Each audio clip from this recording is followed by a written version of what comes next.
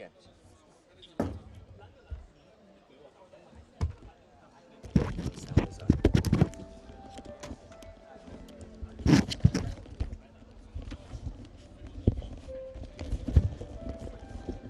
Test, test. Test.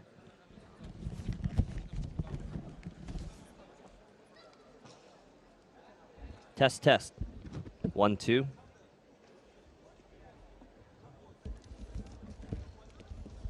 那你现在还在北京？对呀、我一直在北京，而且在北京Beijing Park University。对，我一直在那里。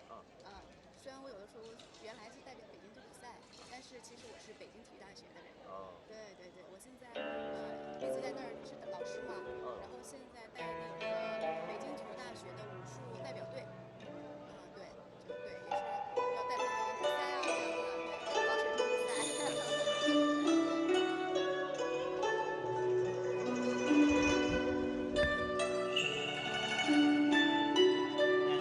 你有学生在这边吗？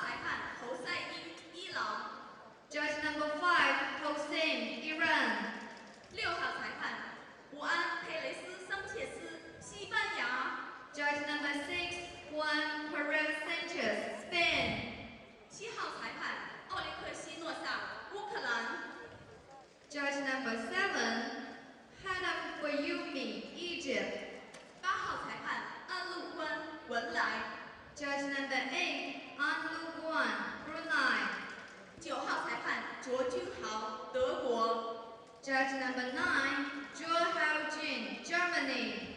10号裁判麦伦托内桑蒂斯，希腊。 Judge number 10, Miron, Greece. 11号裁判薛天尼，印度尼西亚。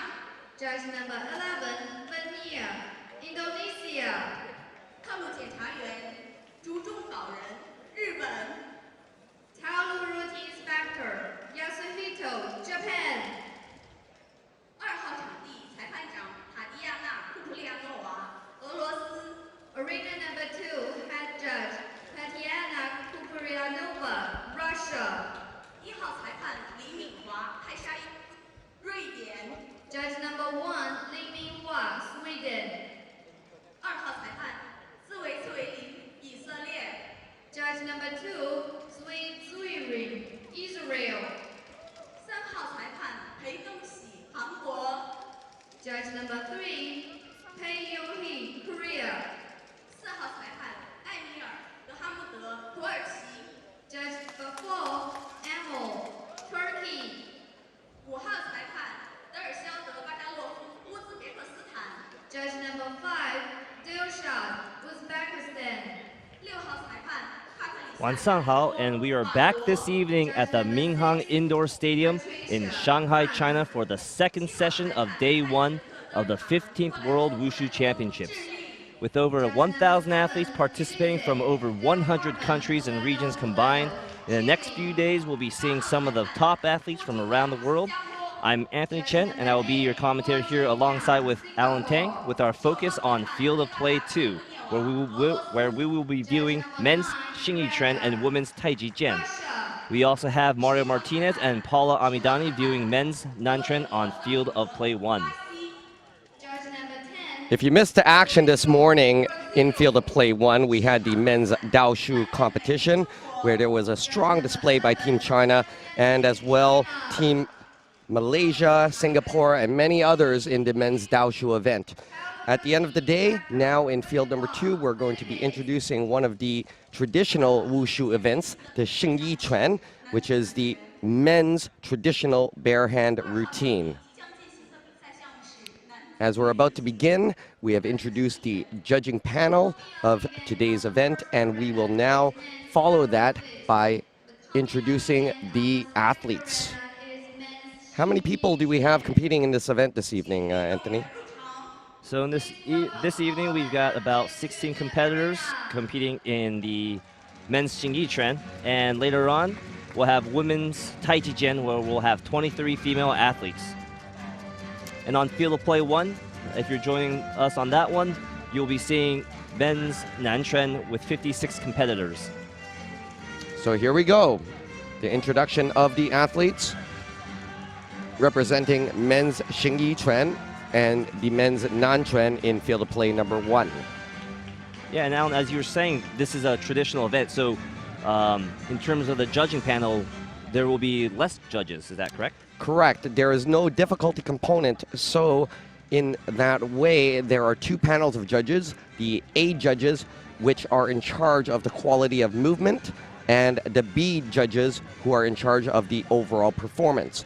As we mentioned earlier in our discussion, A judges are in charge of looking at the quality of the technical movements of the athletes and are in charge of deducting for any misinterpretation or mistakes by the athletes in their movements and their performance. Whereas in Group B, the judges, they're in charge of the overall performance and provide a score based on the performance merit. And in this case, without the Group C panels, the Group A will be out of 5, and the Group B will be also out of 5. Correct. With a combined score of 10. So we have a total of 5 judges for Group A, is that correct, Anthony? In this case, there will be only 3 judges for Group A and 3 judges for Group C, or sorry, B. Or I'm sorry, there are actually 5 judges in Group B. So a total of 8 judges. That's correct.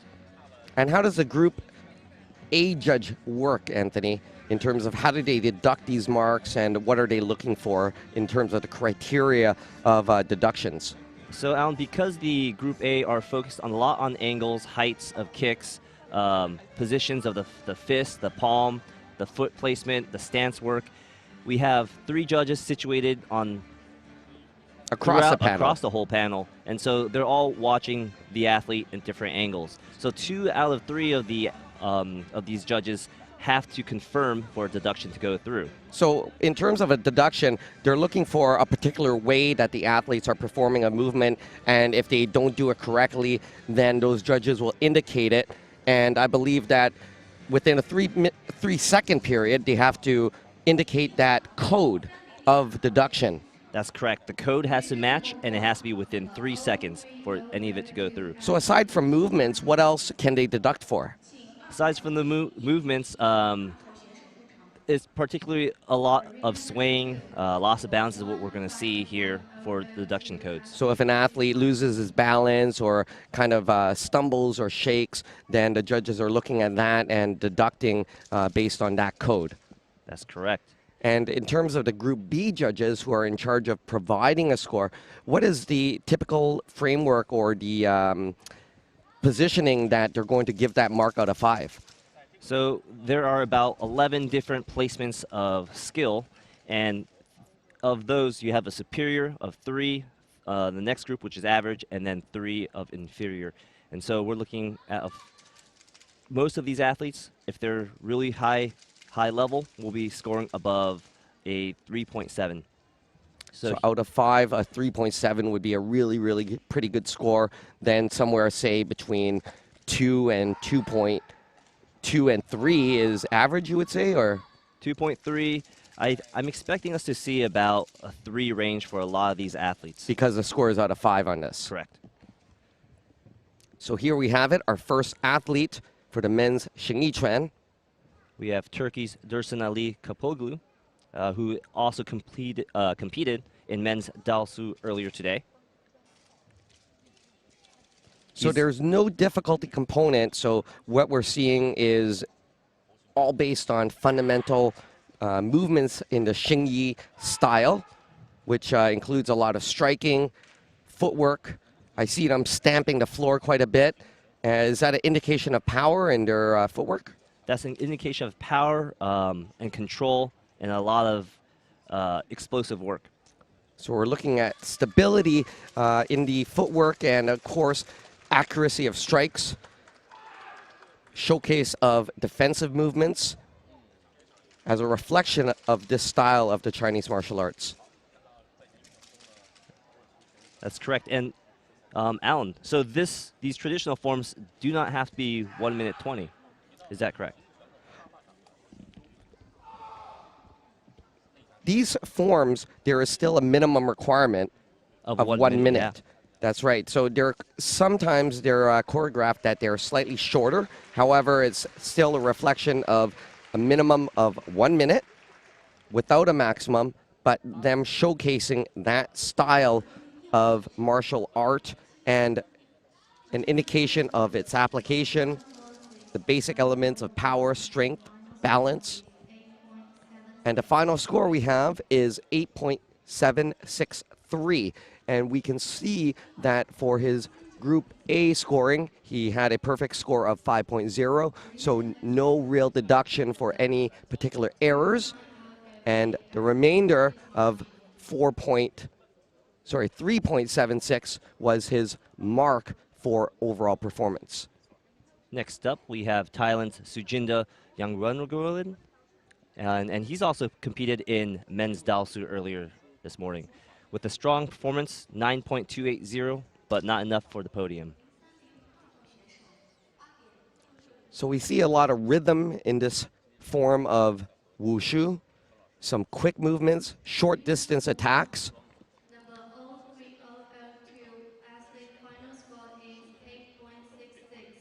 And opposed to the other contemporary events, the use of the carpet is a little bit different. Is that right? Well, we don't see such a wide range of motion because many of the footwork and as well the strikes are much shorter, so they don't have that coverage of the carpet. However, it's still an indication in the performance of the athlete in how he utilizes it. Because definitely you don't want to choreograph your routine where it's just stationary in one place, but as well, you don't have the long range of movements in order to cover corner to corner per se.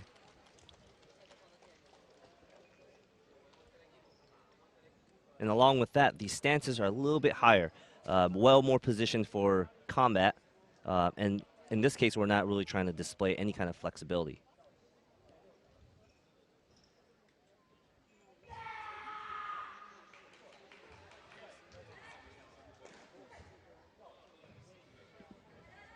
There we have it, Sujinda Yangrungroen of Thailand.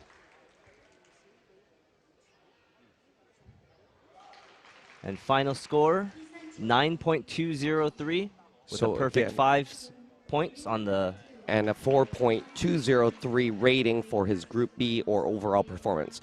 And as we can see here, is very different from the contemporary Wushu routines where there really isn't areas that the judges can deduct from. There are no requirements for low stances. There's no requirements for particular kicks because there are low kicks in this style of Wushu. So really, it's up to the athlete to maintain his balance, which is one of the only areas in which they can deduct for. That's correct. And now we have Pui Seng Chong of Macau. He's placed second at the last World Wushu Championships in Kazan in this particular event. So we're expecting a very strong performance.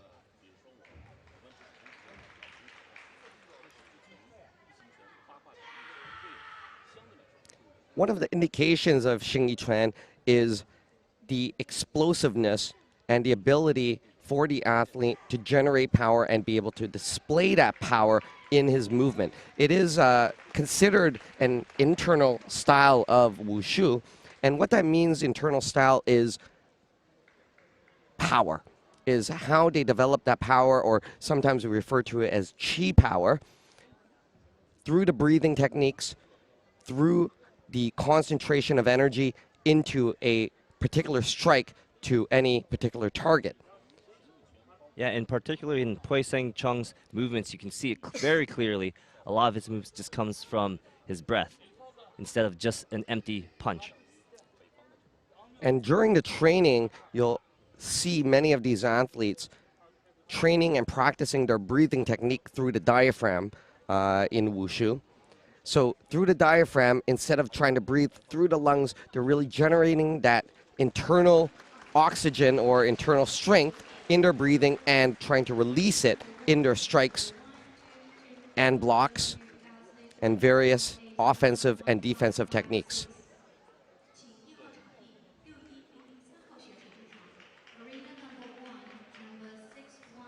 And you can see, especially in the slow motion, that exertion of power and force from the performer towards the target. And there we have it, 9.343. And that's currently good enough for first place.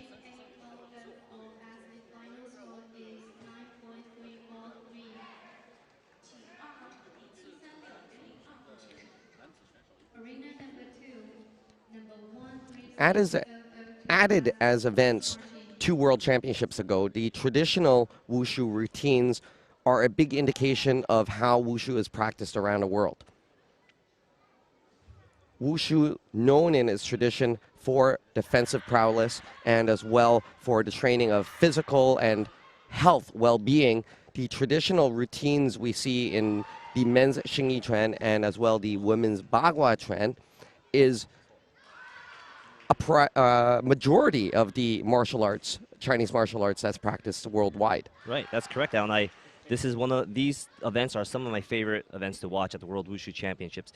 Here you can see a lot of martial element, and as you said earlier, lots of display of power, control, and a lot of strong footwork.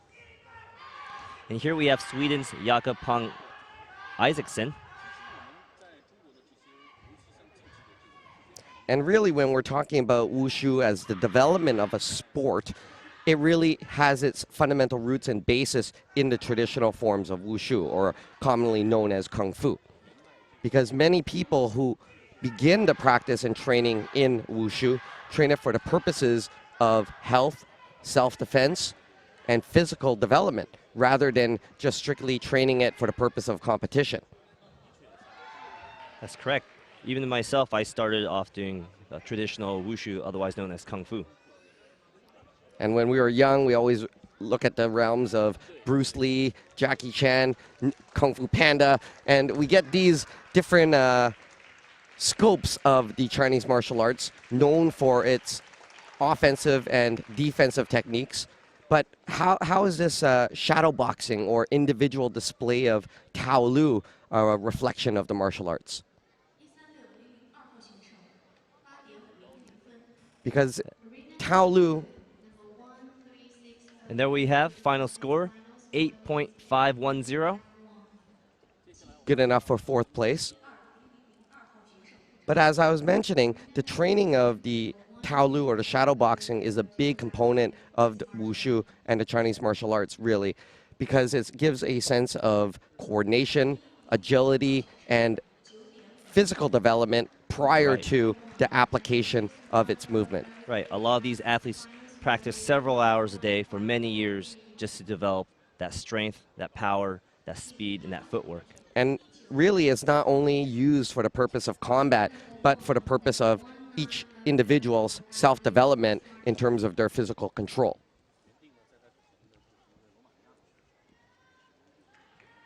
And next up, from Egypt, we have Islam El Sayed.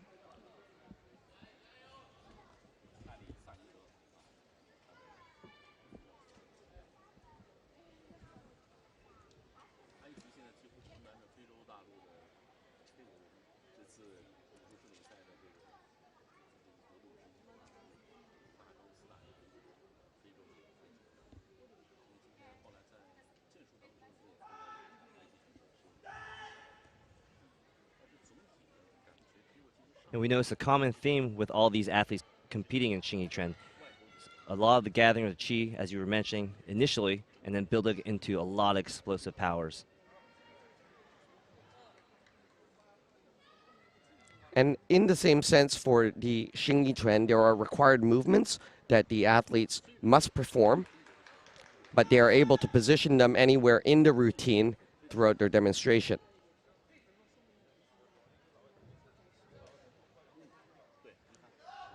And from what I understand, there are many different types of Xingyiquan, some that focusing on the 12 animals and then the 5 elements.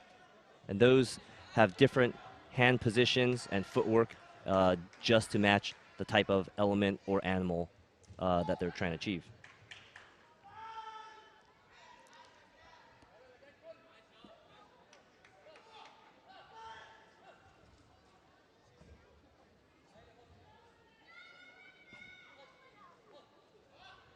A very strong performance so far by Islam,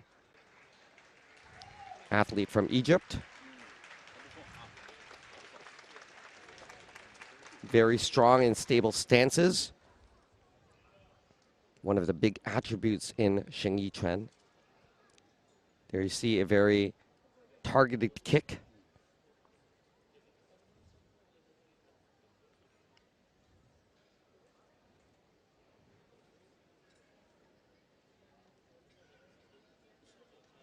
And final score, 9.216, putting him in 2nd place.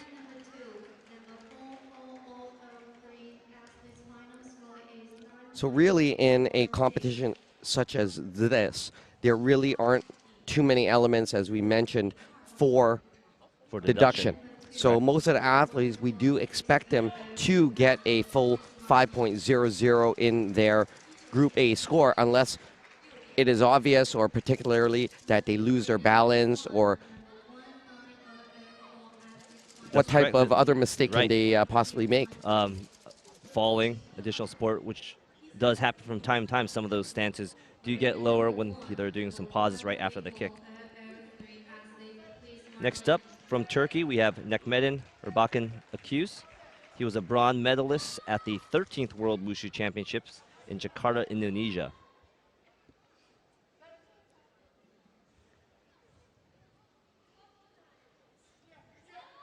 So it looks like he might be a contender for the top 3, with Poi Sang Chung of Macau currently in 1st place with a 9.343. So as we were mentioning, some of those stances right there, those cross and sitting stances. That's right. They're much lower, and it is possible that an athlete loses his balance on a movement like that. And often we will see athletes use a little bit too much power and not be able to control themselves as they move into another stance.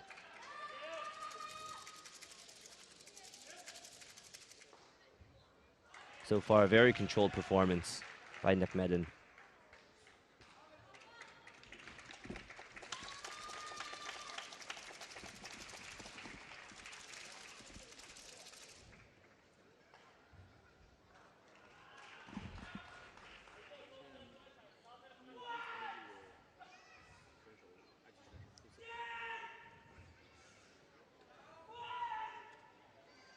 And here in this replay, we can see the grasping, the changing of hand positions. And final score for Nagradение, 9.173. So is it fair to say that an athlete scoring in the 9s is doing quite well in this type of event? That's correct. And as we were saying earlier, there are only 2 judging panels that would be making deductions. The A and the B, both with a complete score of 5 if the athlete is very strong. And so far, as you were saying, the group A is most likely going to be a full score. So it's really up to the group B judges to provide the score for overall performance to determine which athlete is doing better. Next up from Malaysia, we have Shangyang Chua.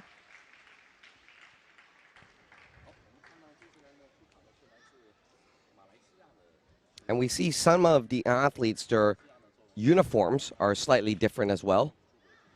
Yeah, longer sleeves is one of the biggest differences in these athletes. Very similar to Tai Chi athletes. In the external style. Exactly. Or internal style, I mean. That's correct. Very strong performance by Shangyang. As you can see, very sharp, very quick footwork, with very controlled stop. There's quite a difference in the style of performance compared to many of the athletes we saw earlier. Do you think that he'll score quite higher because of that? I would agree in my opinion. Like, he is definitely one of the strong competitors.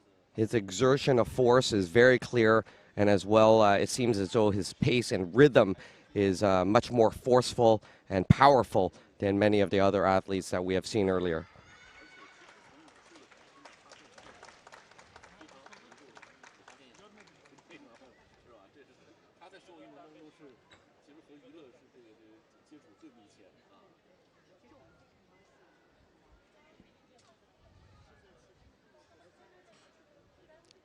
A comparison of the previous athlete.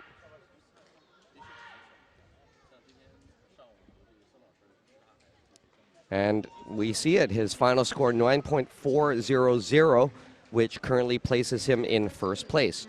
And it was a clear indication while we were watching his routine that the rhythm was much more aggressive Assertive, and yeah. exciting than the previous athletes. So I think that's a clear indication and helps our audience understand some of the requirements of Xingyiquan. Next up from Norway, we have Jonas Thorsen Loe.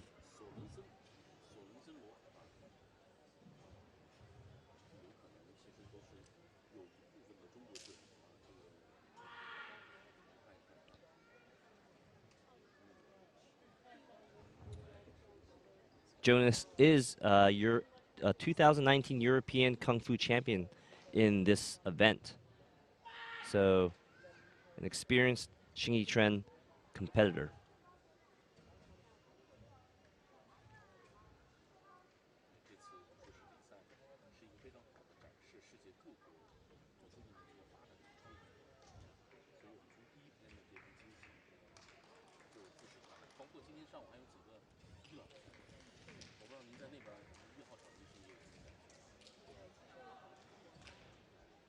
And compared to our last Malaysian athlete, how would you say his footwork compares? Well, like many of the other athletes in the Xingyiquan, he is demonstrating stability and strength. However, it's the movement across the carpet and the movement forward and backwards that is quite a big difference. The pace of the routine is much slower, although he does have explosive moments. However, the Malaysian athlete was able to chain together those movements in a much more effective manner, it seems. That's right. It seems like his upper body, his torso, his fists, and his lower legs were all in sync with His every center attack. of gravity was much more tied together during his routine.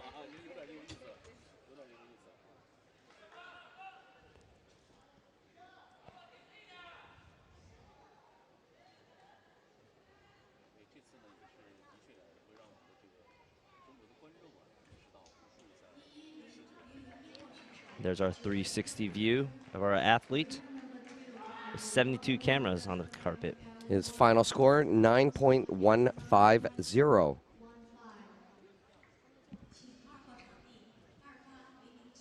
That puts him in 6th place. Next up from Chile, we have Rafael Nunez Alacan.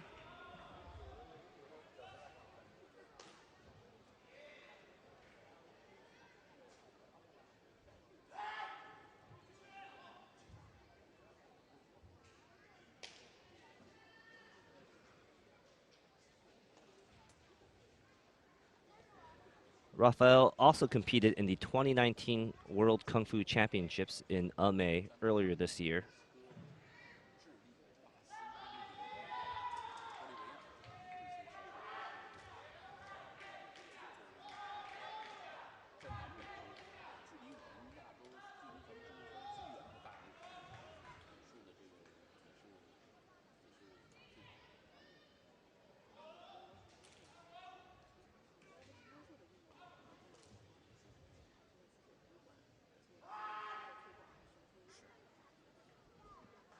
Here we see a lot of fast fist movements. But also you see that there's not as much stability in his stances, that it's not as grounded. The center of gravity of the performer is much more loose. So that's where I believe the judges are looking at a very, very strong center of gravity in the movement of the athlete. So I doubt that his score will be as high as the previous two athletes.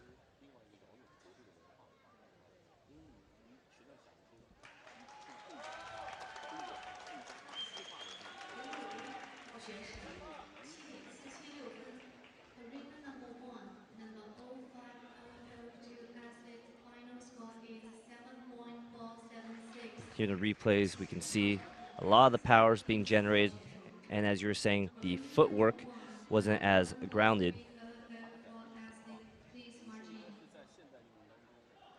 And especially in the slow motion, you can see the energy of the strikes and difference in the explosiveness and the exertion of the energy from the body or from the internal breathing towards the end target.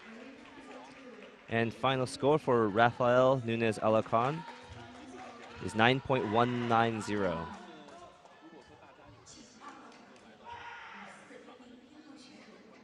Next up, we have Christoph Huynh of Germany, a bronze medalist at the last World Wushu Championships in Kazan in 2017. We'll see if his performance will get him a gold.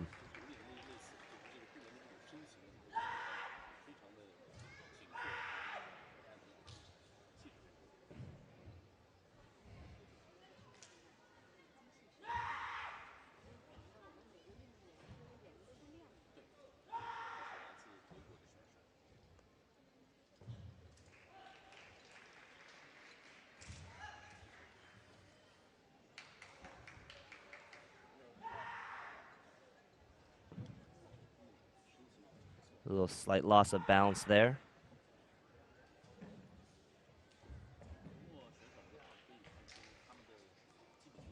And as we were saying, Alan, that's probably one of the deduction codes for the A judging panel.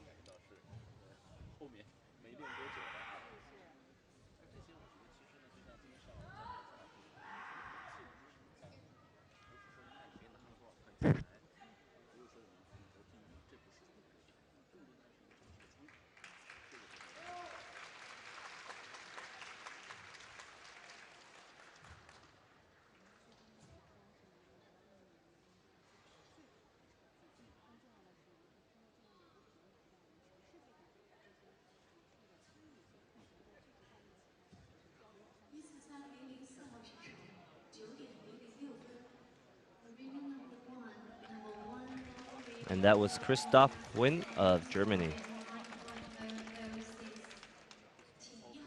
We're looking at above a 9.216 to be in top 3.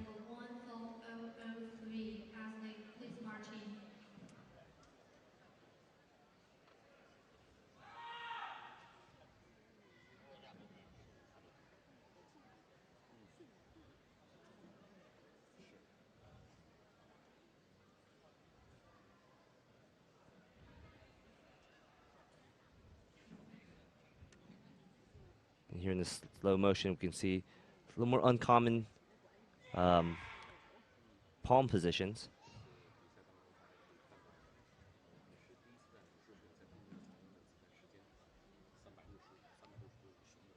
As he awaits his final score.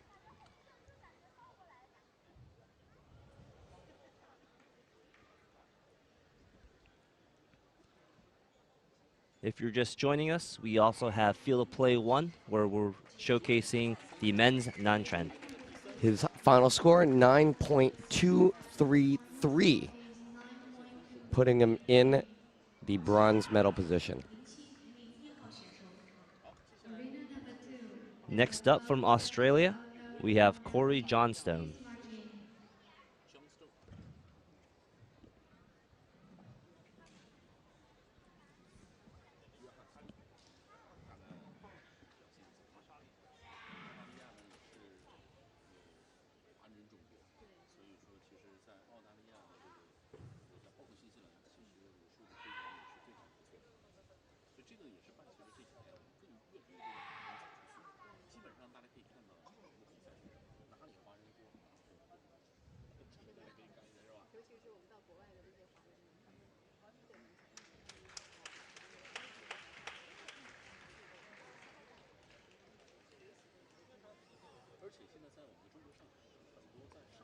How many traditional styles of Wushu would you say that there are in the world?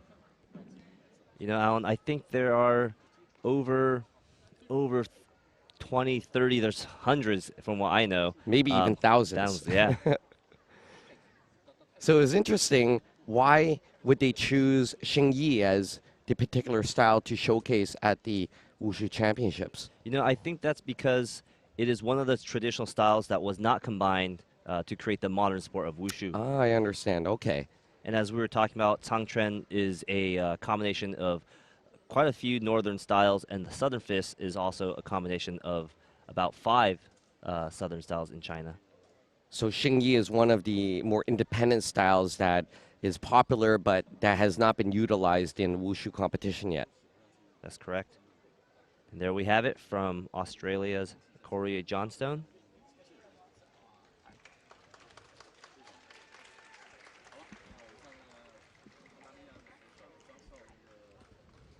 And so far in the placements, we have in gold standing, Malaysia. Shangyang Chua of Malaysia. And that has got to be the strongest performance by far today.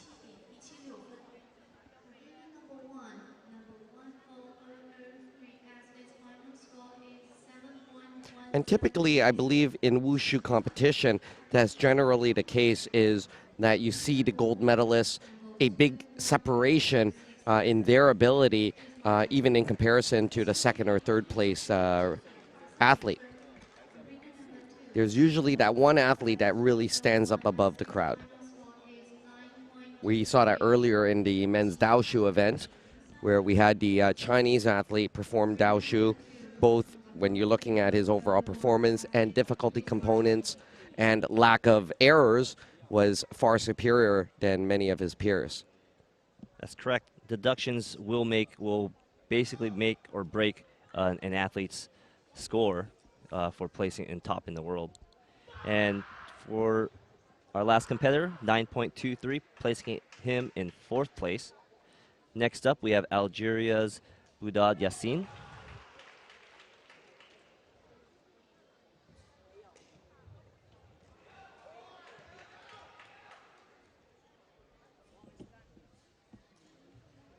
Oh, there we see quite a big stumble. And definitely the judges would have caught that. particularly in this type of competition. They're just waiting for the athlete to lose their balance. That's correct, Alan. As an international judge myself, when I've judged this competition, a lot of us were just waiting for the athlete just to make one stumble, because there are no deduction codes that are very apparent in these traditional styles other than loss of balance.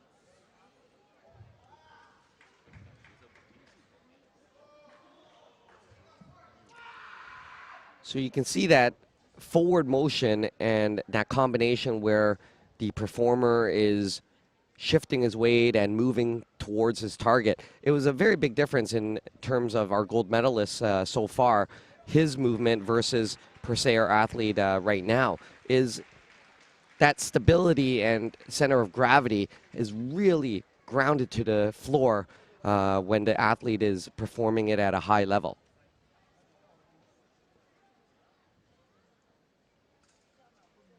And you can see in the slow motion, as you were saying, it's more apparent where his center of gravity is. Much higher, it seems. And you see even on the strikes, the point at the target is just not as accurate. You see it's more where his hands are throwing rather than striking. And his eyes are not as following his strikes as much. And final score? 8.90, and there were 2 deductions for loss of balance.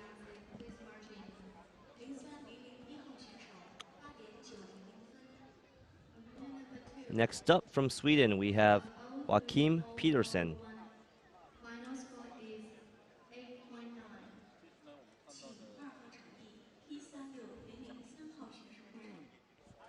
Arena number 2, number 136003 athletes, please march in. And here we see the judges directing the athlete onto the field of play.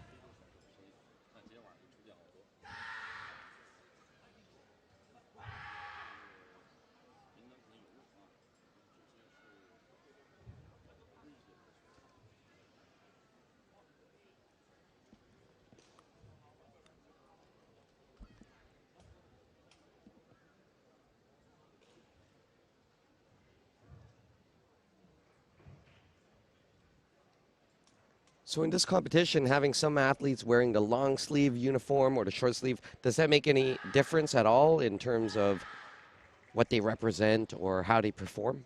I think the longer sleeve helps exhibit the power that is coming from the waist in a lot of these internal styles. So with Joakim having short sleeves, you can still see his power, but just not displayed as not as apparent. Not as apparent. So that's one of the reasons in the terms of the athletes why they choose to wear the long sleeve versus the short sleeve. And also one of the reasons, such as the weaponry in Wushu, why they have flexible blades, is really to help showcase power, targeting, and exertion of force.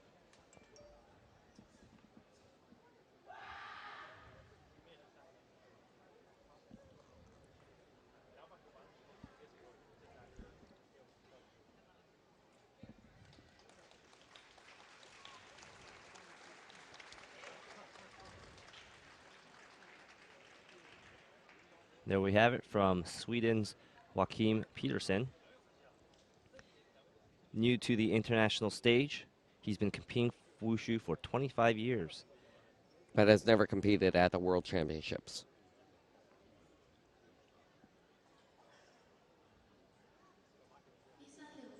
And final score, 8.60.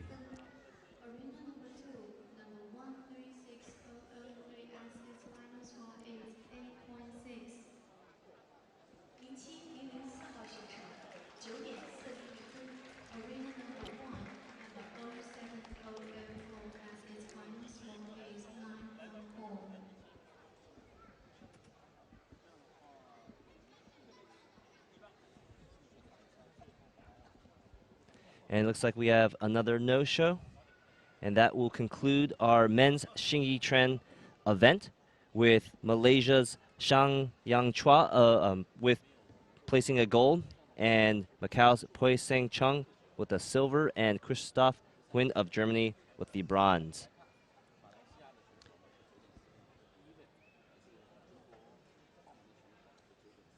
And shortly, we'll be watching women's Taijijian with 23 competitors. So in field of play number 2, where we are right now, we get to see 2 of the internal styles of Wushu competition. On the men's side, the Xingyiquan, and on the women's side, the Taijijian.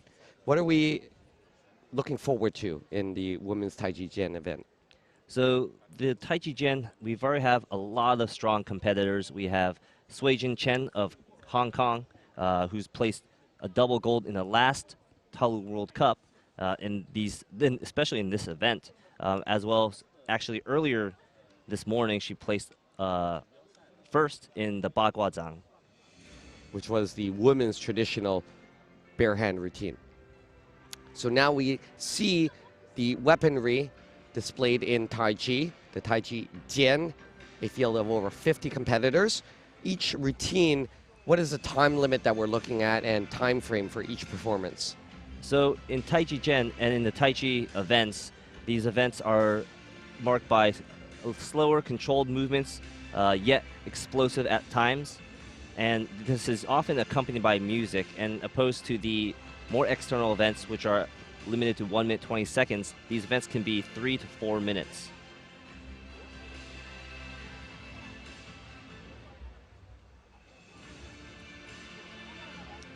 And typically, to a lot of the audience members who are not familiar with the internal events of Wushu, Tai Chi is one of the most widely practiced martial arts in the world. And it is commonly practiced not only for the martial art purpose, but mainly in the world for health reasons. That's correct. Tai Chi focuses a lot on the stance work, the breathing techniques, helps improve circulation, really good for the lower body. And the upper body. And the upper body, that's correct. So a lot of Tai Chi practitioners, whether they're young or they're old, they're continuing practicing this type of martial art in order to generate blood flow, in order to develop breathing techniques, to improve oxygen circulation in their body,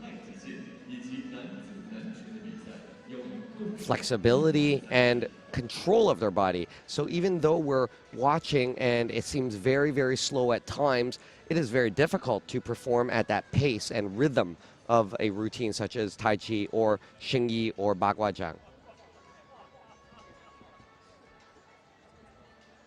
That's correct, Alan. And even with Tai Chi events, we do have modern and traditional versions, also having a separate competition, world competition for the Tai Chi events. And that is because there are so many Tai Chi practitioners and so many different styles of Tai Chi that Tai Chi requires an entire championship on their own.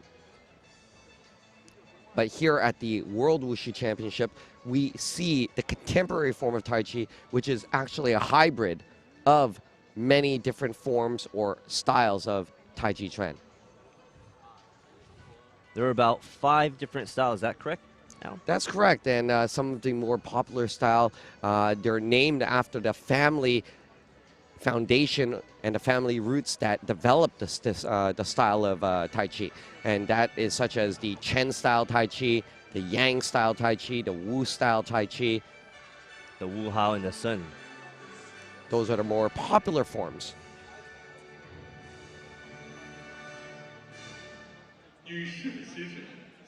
And would you say that the Yang style is the most popular style of Tai Chi that we often see?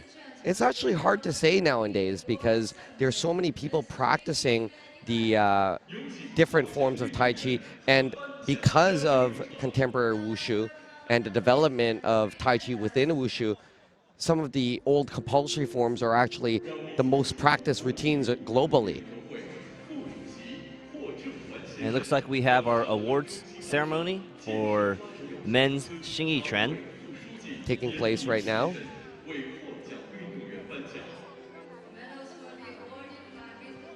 And again, in 3rd place, we have Christoph Quinn of Germany. 2nd place, Hui Seng Chong of Macau. And 1st place, Shangyang Chua of Malaysia. And we have Mr. Fok Chan Hua from Hong Kong being the special guest to distribute the awards to our winners. So our bronze medalist from Germany, Christoph Huynh.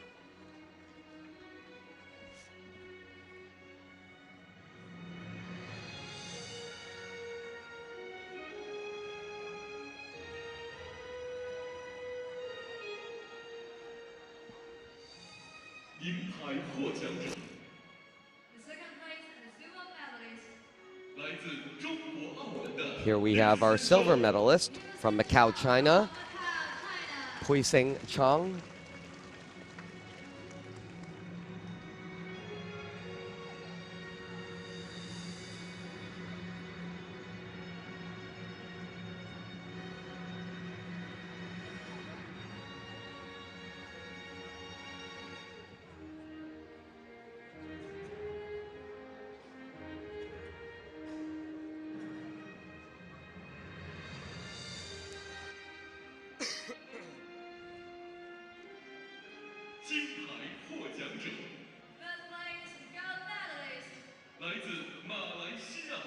And here's our first place medalist, Xiangyang Chua of Malaysia.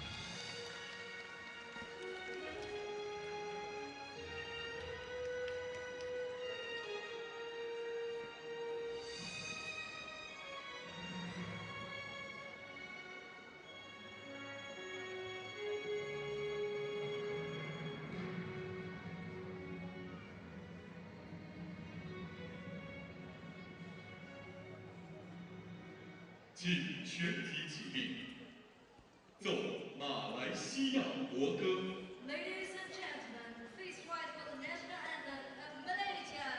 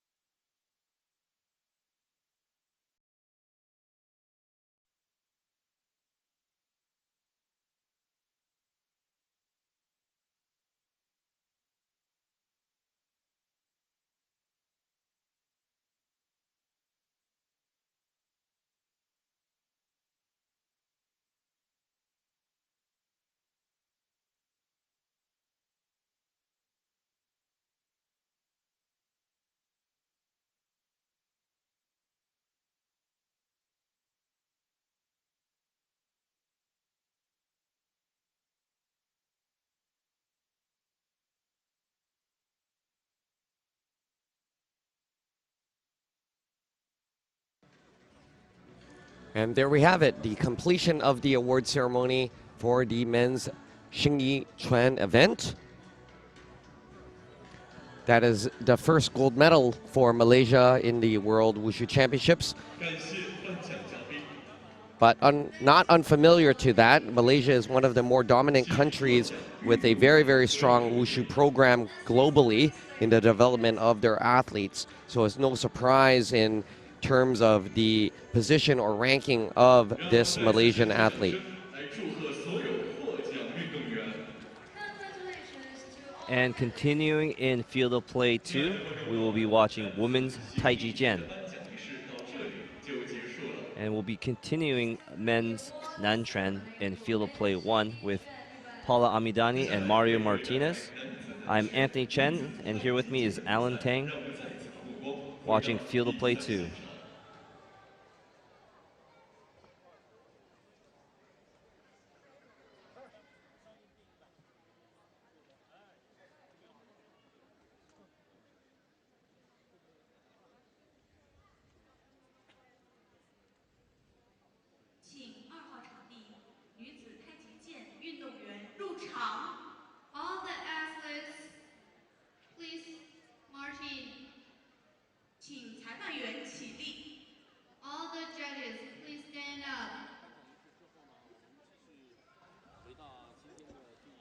And here now we welcome in the athletes of the women's Taijijian. We have a field of over 50 athletes competing in today's event.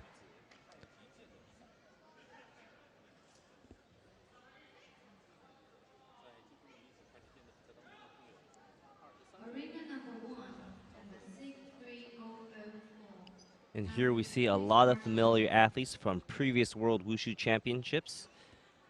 We have Suijin Chen of Hong Kong, Weijin Li of Canada, Yanning Veritan of Singapore. A lot of familiar faces. And this is one of the unique events in Wushu where the use of music is used. That's correct. The use of music with no vocal accompaniment. And I believe that there are no limitations in terms of the music that they can choose. So how does the music help or dictate the pace of this type of routine? So the music is designed to match the flow of the style of which the athlete is trying to exhibit. So at the end of the day, the athlete really is able to choreograph and choose their own music based on their own preference and the way they want to choreograph their routine, I guess.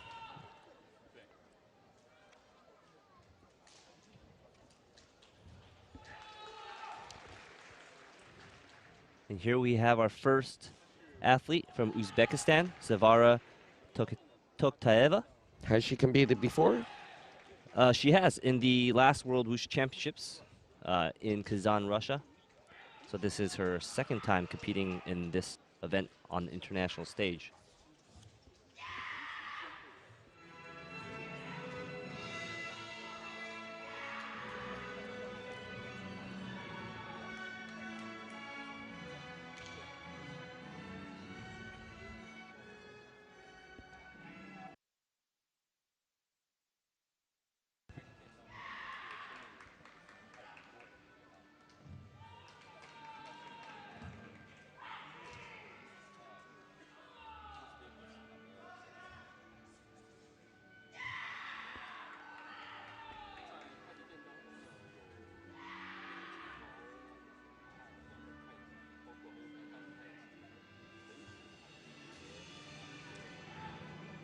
That was our first movement.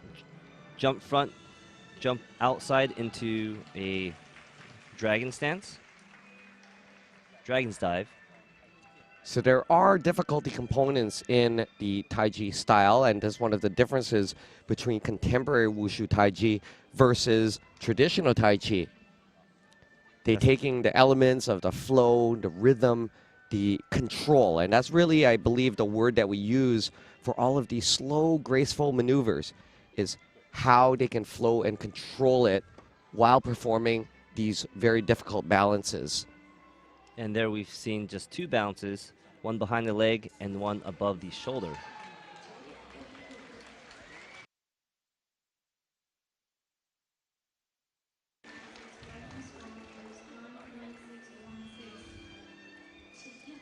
And so, Alan, their difficulties are a little bit different from our external Taolu athletes. It seems like they are only taking one step into them. That's right. In Taiji performance, whether the Taijiquan or the Taijijian, they have their own set of difficulty movements.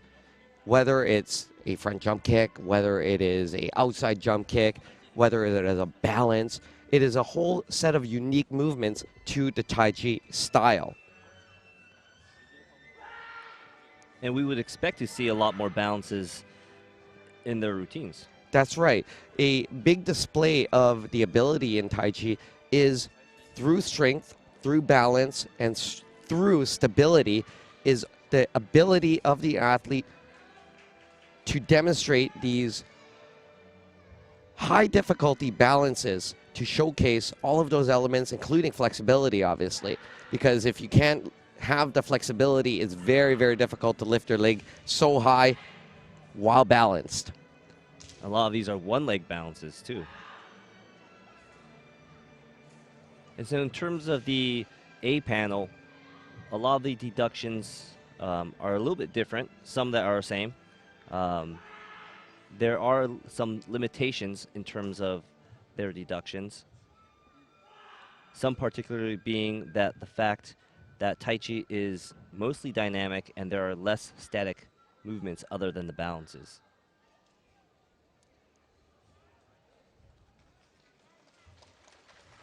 And that was our first competitor, Sevara Toktaeva of Uzbekistan.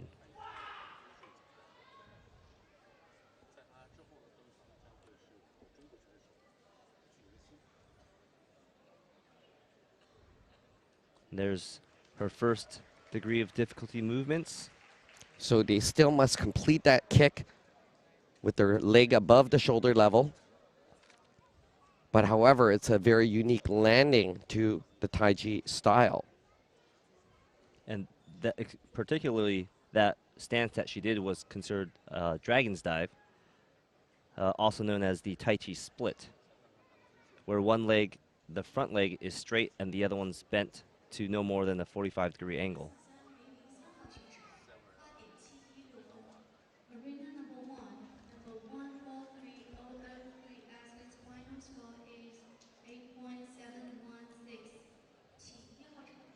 And here we have Sevara awaiting her score, being the first athlete to set the stage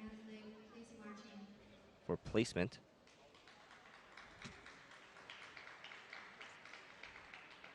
And as with the other external styles of contemporary Wushu, difficulty is still graded, that there are A difficulties, B difficulties, and C. And this isn't what we're talking about the judging panel, but talking about the level of difficulty.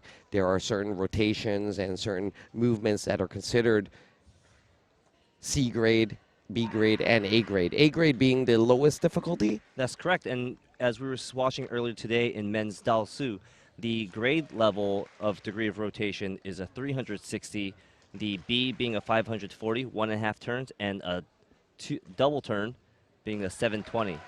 And in particularly in Tai Chi, because these athletes only have one step maximum to take before these jumps, the grades have changed the degree of rotation. Is that correct, Alan? So what type of degree are we looking at in that? So yeah, we are in terms of the grade A, that would still be a that would actually be a 180-degree turn. The grade B being a 360, and grade C being a 540. So now for when they're doing a standing inside kick or standing outside kick, we see them landing on that one leg, but they're required just for A group difficulty to do 180 degrees in Tai Chi Chuan as opposed to a 360-degree turn. That's correct. And just the sheer force and power you need to generate from just a one step into a really high kick and onto one leg is very difficult. Yes, I see that. And they have to hold that balance after performing that kick, which is very, very unique to Tai Chi. So definitely a lot of strength and balance required to demonstrate those types of maneuvers.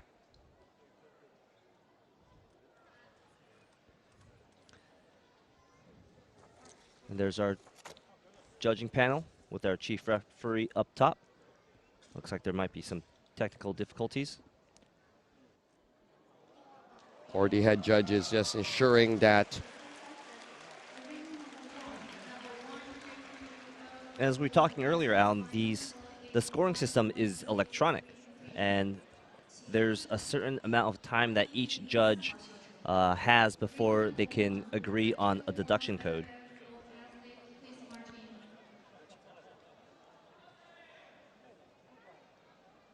So it's the responsibility of the head judge sometimes to ensure that the judges have caught or have inputted their codes on time within the time frame, and ensuring that there's no big discrepancy between what the score is and what the judges perhaps might have missed or mistimed in their deductions.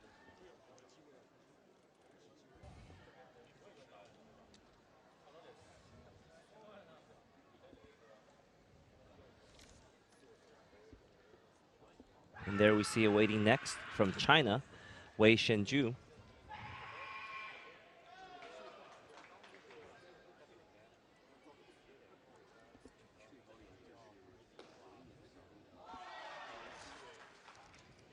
Xingyiquan from China was only 12 years old when she started to practice Wushu. And there we have final score for Savara, 9.09.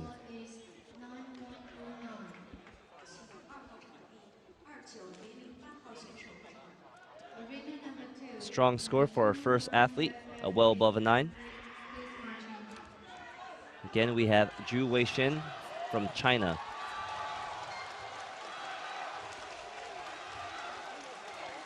In 2016, she placed gold medal at the second World Tai Chi Chuan Championships.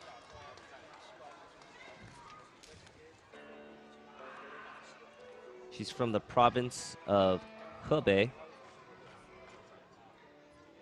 in North China.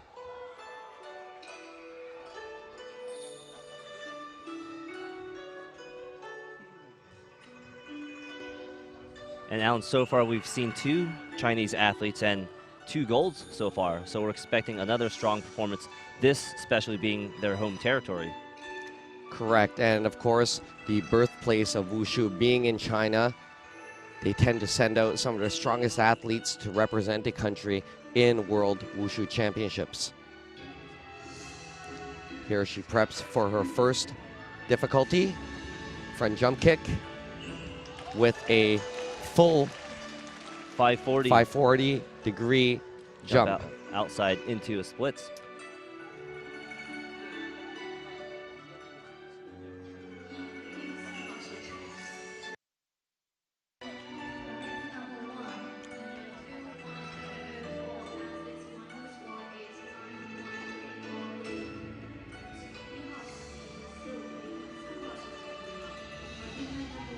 Here she is prepping for her next jump.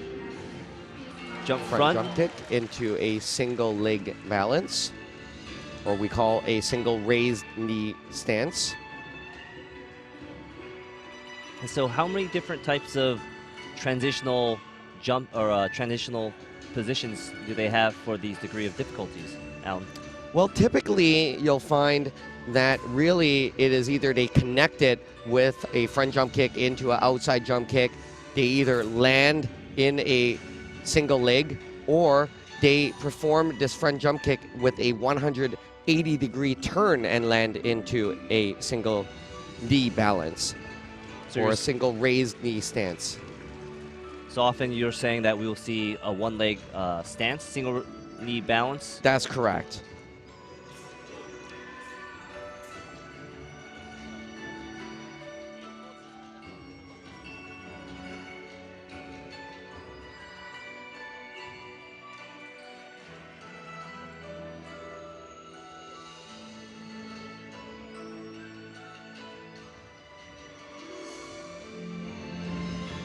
And what the name of that movement or that position actually called is the hurdler's split position.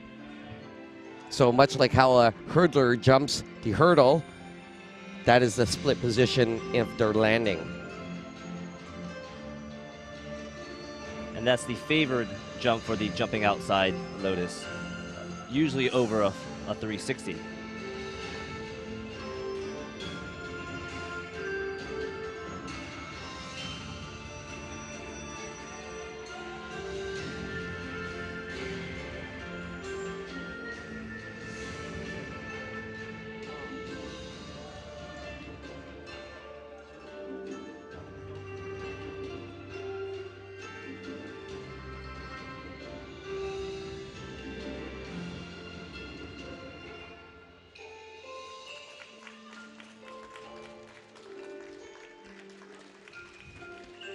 And that was Xingyiquan of China, finishing off with a crouching stance.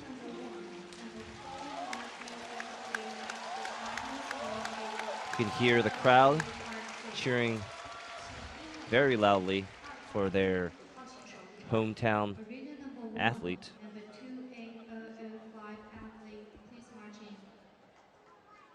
Here we see that front jump kick, then the outside jump kick with an additional half turn. Her final score, 9.71. with a full A and C score. That makes her combined B score 2.710.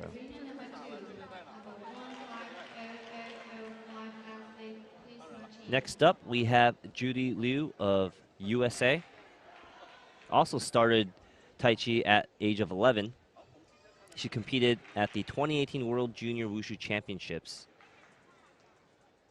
And there's also a little bit of a difference in terms of when the female competitors are performing Tai Chi versus the male competitors.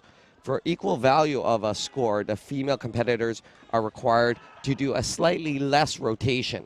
So as you saw in the previously, the Chinese athlete, that outside, even though she pretty much did a 540-degree turn, the requirement for female athletes is 450 degrees. That's correct, Alan. That was in addition to the new rules since implemented in 2018.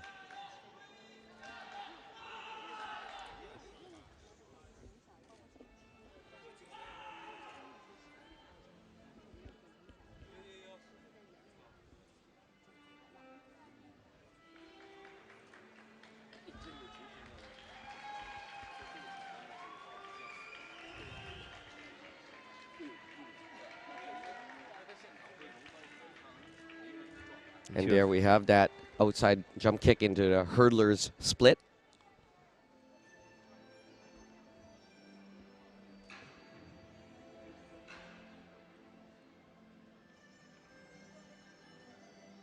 And like other jianshu, there's all of the typical attacks, but in a very graceful way. There's the front jump kick into a 180-degree turn, single raised knee balance. And displaying some of the attributes from the Chen style Tai Chi is you see the explosive strikes that will suddenly appear in her routine.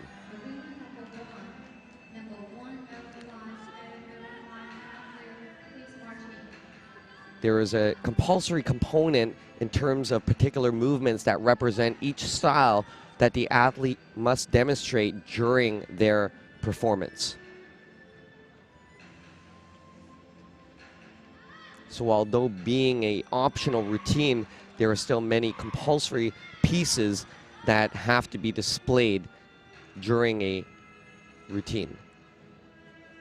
That's correct, Alan. There are about 8 different compulsory routines that are featured in some of these movements, in some of these routines. There we see Judy setting up for her next jumps. Jump front into single leg knee balance.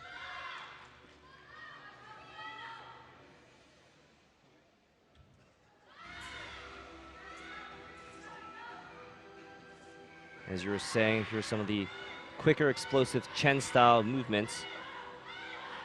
More of a medium open frame.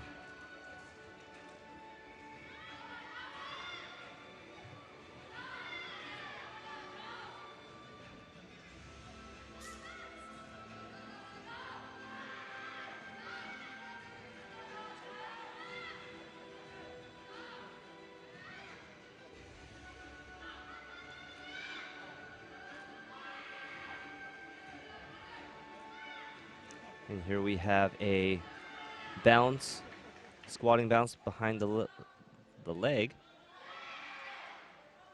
Very difficult, and it takes a lot of flexibility to perform that movement. There's a front raised leg balance. And Tai Chi definitely is a lot more difficult than the external styles, just because the leg being above the shoulder is The flexibility required and the strength required to do that. and the length of how much they have to hold the leg.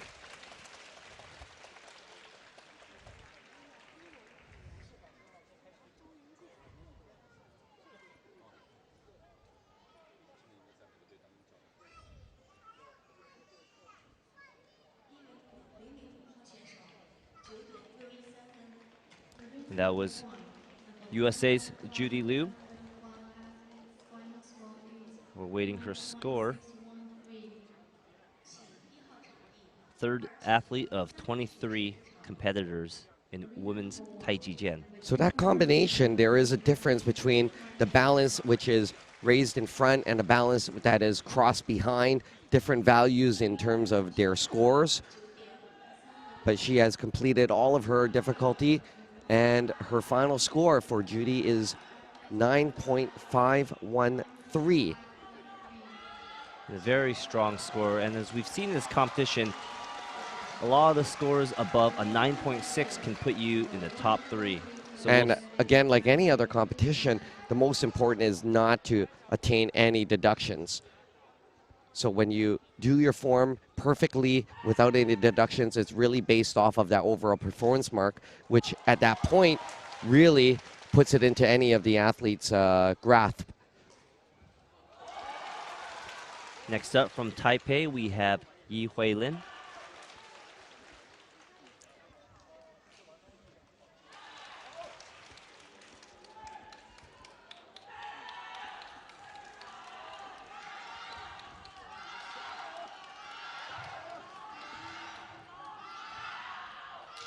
And in our other field of play one, we have men's Nanquan. And currently, we have a Chinese competitor competing, which is why you hear the crowd getting louder.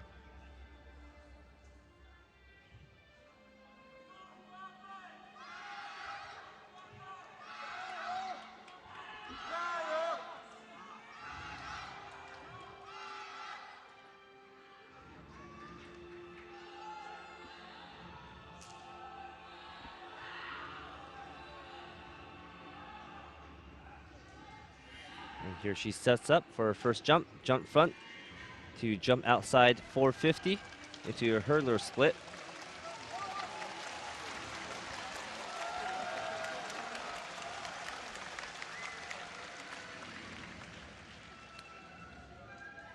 Little shaky on her balance. And that's how you are very uniquely able to identify the level of the athletes, is although it's very, very slow, very graceful, you're able to appreciate the difficulty it is and the control required to perform those types of movements.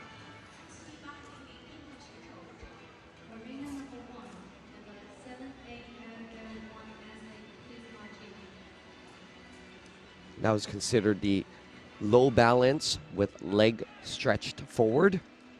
Here's the front jump kick into a single raised knee stance. But still, as her demonstrating these difficulties, they still have to display the power and the contact point with that kick.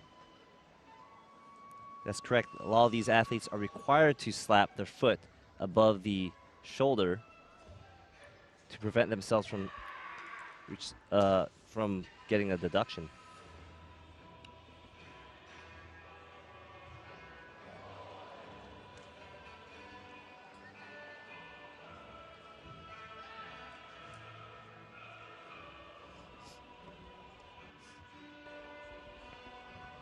There's the low balance with the leg crossed behind. And straight into a single leg bounce kick. That's actually a combination, Anthony, is when they cross their leg behind to do that low balance and then they follow it with that raised leg. It's considered a combination in Taiji. But also what they could do is to combine that with a jumping outside kick into a single leg raised leg balance, and that actually provides them with even higher marks.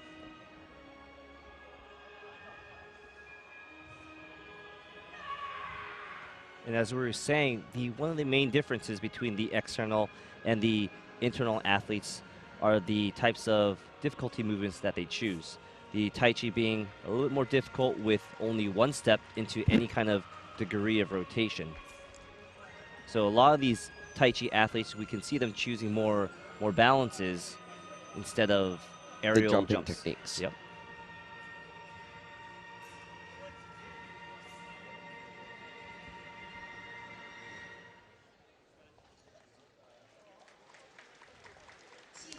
And there we have it from Yi Huilin of Taipei.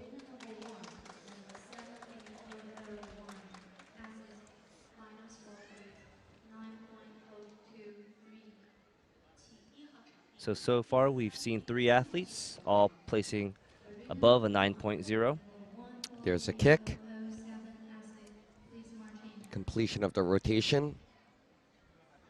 Very difficult landing into that hurdler split. Into that single leg balance.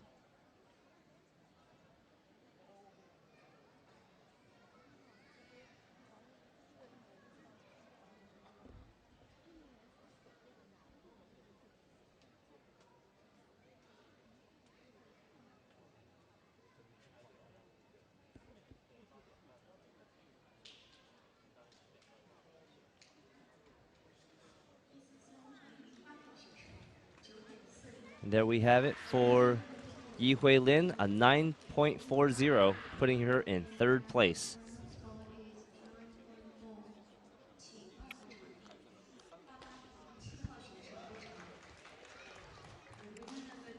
Up next, we have Pui Keho of Macau. We've already seen her earlier this morning in the women's Bagua Zhang event, also in internal traditional style, where she placed 4th.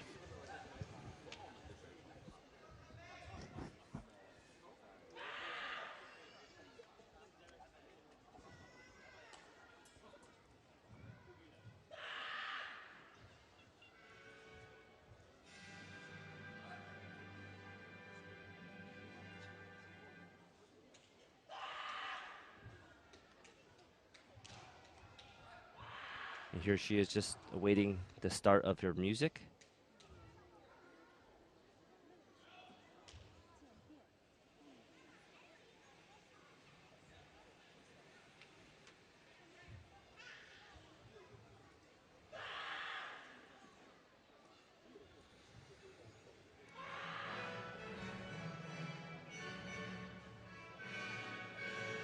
So Alan, what are your thoughts about the music we've heard so far? Have the athletes been matching up with what they've chosen? It's a relatively important note when they have the music to kind of design and to choreograph the routine based on the pace. But as well, it is good and helpful to the athlete because in such a slow and graceful environment for Taijiquan, it actually gives them that rhythm and allows them to follow the pace of the music in their demonstration. So not only does the music help them, but as well, it helps the audience appreciate the movements and the different rhythm that they are performing in their routine. In essence, it kind of paints the story for the audience. Correct. Very graceful landing.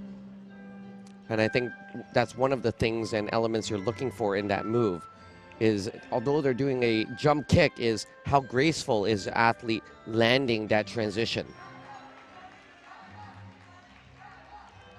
Preparation for, I believe, a outside.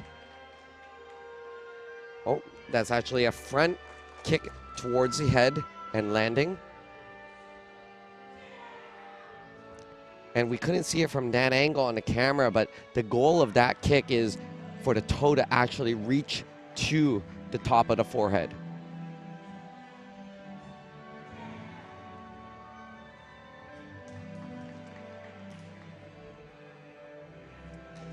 So this being a straight sword event, are we looking for the same criterias as the external events?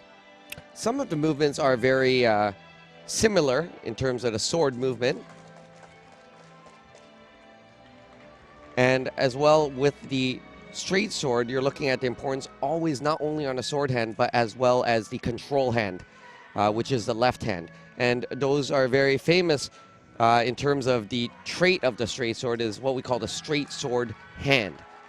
As you can see, the closure of the 2 fingers must be held throughout the routine. And there she has a leg bounce behind the front. Followed by that combination of the front leg raise balance. And is that one of the things the judges are still looking for throughout the routine? That's correct. As we enter the 2018 year, they've introduced new rules that requires deductions on the hand movements, and the sword finger being one of them. And you'll see that all the athletes are required to keep the index and the middle finger together, and the thumb has to be covering both the ring and the pinky. So at any point during a routine, if the athlete loses control and forgets about that sword hand, that they'll get a deduction for it. That's correct. And as I was saying earlier, because this is the Tai Chi events are generally dynamic and there are no static points, that's usually where the deduction code would happen. But because they are constantly moving, the judges can deduct at any point that they see. But there is a limitation in the Tai Chi events of a maximum of 3 deductions for one type of quality of movement.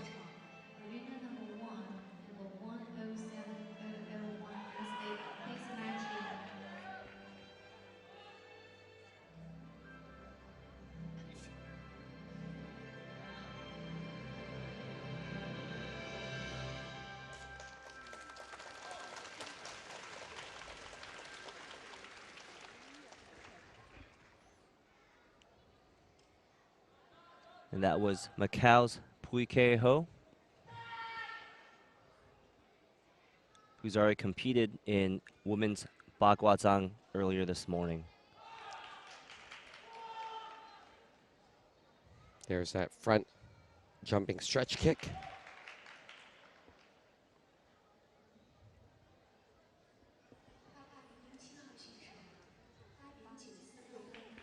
Her final score, 8.946.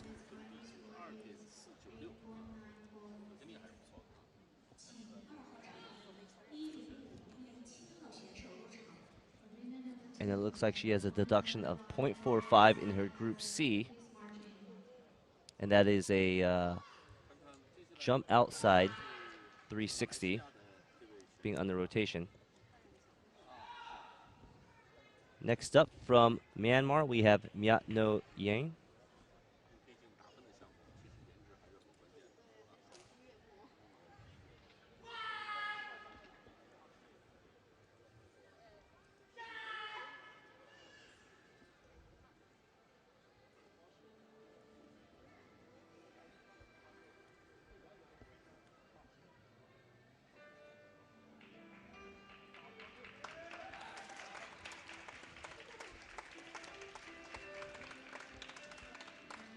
This is her second international competition, her first being the 18th Asian Games in 2018.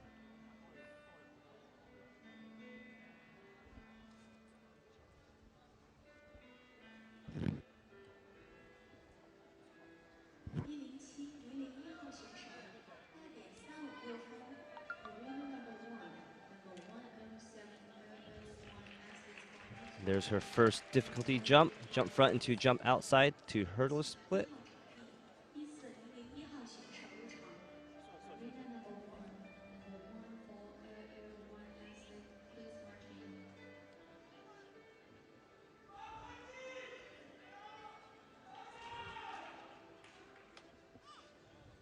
Here she is prepping for her next difficulty. Jump inside 180 into a single leg knee balance. Very nicely done.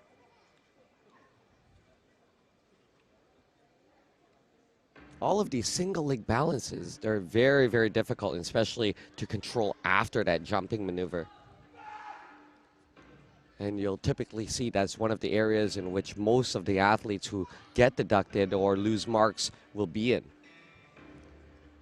Here's our front extension with a drop, very strong. You can see the positioning of her leg is above the horizontal position, which is the typical requirement, and she has it way above that mark.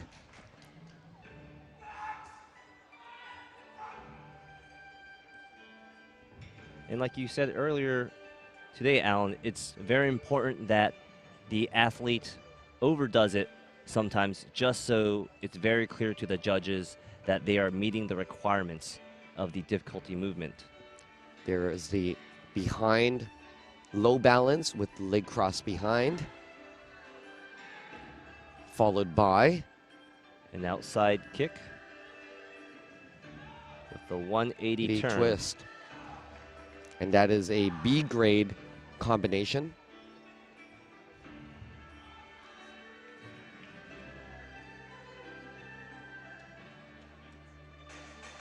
There she sets up into jump front. Oh, and there's a miss on her landing of that single leg balance. So does she lose her mark for both the difficulty and the landing on that move?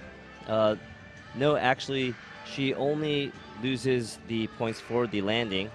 But because the kick was achieved, she'll still receive the mark for the actual jump. Correct. And in most cases, the athletes, when they do a kick or a rotation, as long as they meet the rotation and don't fall, they will at least get the rotation. But a slip or a sway would prevent them from getting that transitional score. And that was her crouching stance as her finisher.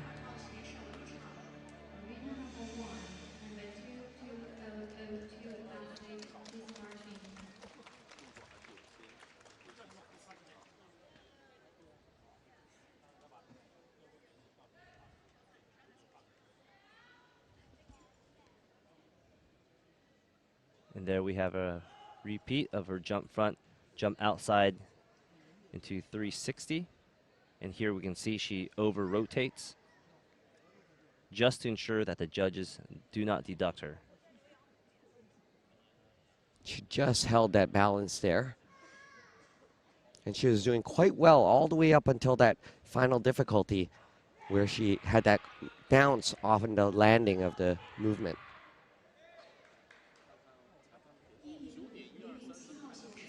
And her final mark is 9.123. So a very strong performance, but she had the deduction for that final landing, and as well, obviously, one for loss of balance. And a secondary deduction. A code For her sword 04 Yep. for her sword finger. And so that's the first deduction of this event for the sword finger, and I expect to see a lot. So it's really up to the athlete to control that hand and to show the judges that they are able to maintain that control throughout the routine. That's correct. Up next, we have Korea's Yoo Jong-choi, and she competed earlier this morning as well in the women's Bagwazang, placing second, giving the first medal to Korea in this World Championship.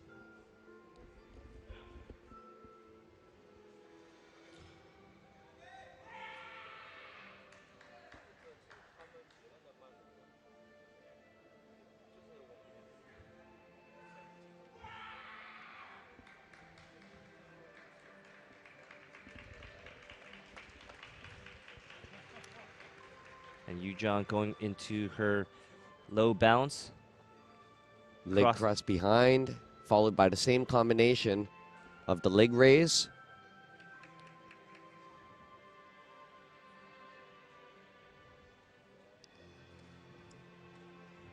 Jump front to jump outside 360 degrees into the hurdler split.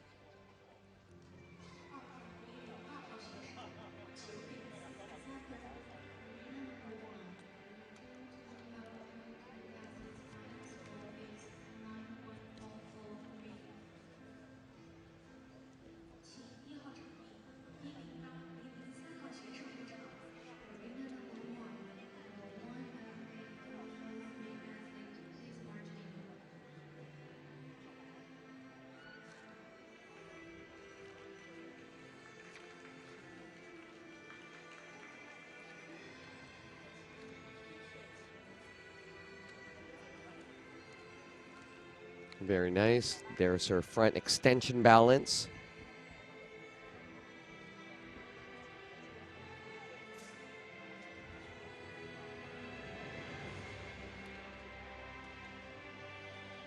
That was a jump front into a single leg knee balance.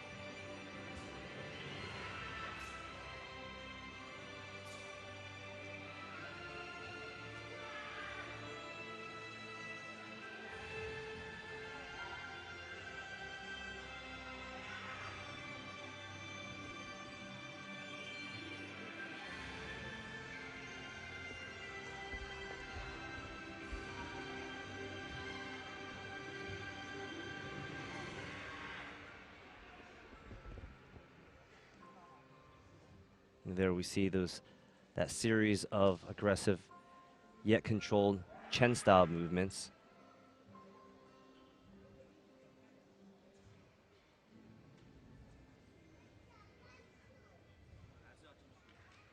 Very nice performance by the Korean athlete.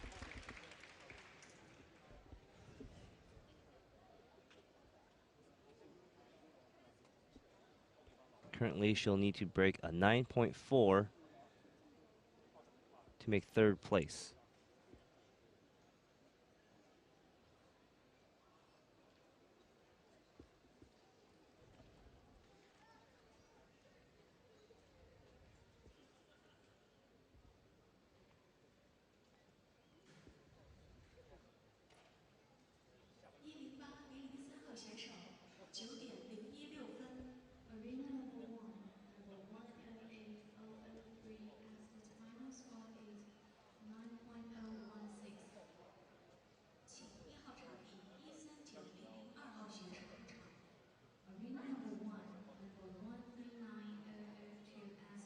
And the final score for the athlete from Korea, 9.600, putting her into second place, a very, very strong performance. 9.6, a very high score. And as we were saying earlier today, all the top 3 athletes place or score at least a 9.6. But up next, we have Hong Kong's Suijin Chen, who was the gold medalist in the women's Bagua this morning. She placed a double gold at the 2018 Taolu World Cup in women's Taichi Chuan and Taijijian. So we can expect that she should have a very strong performance, as long as she maintains her composure and execute those difficulty components in the routine.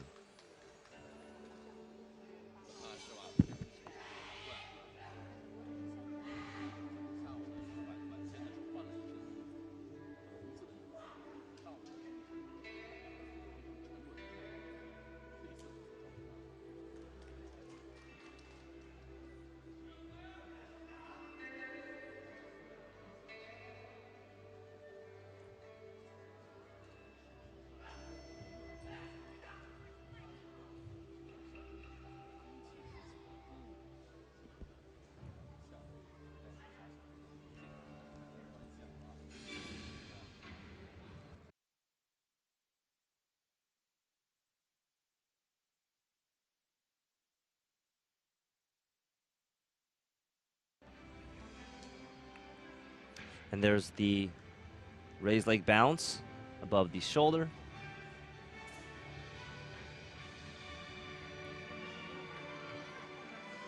And a jump front stretch kick into a single leg.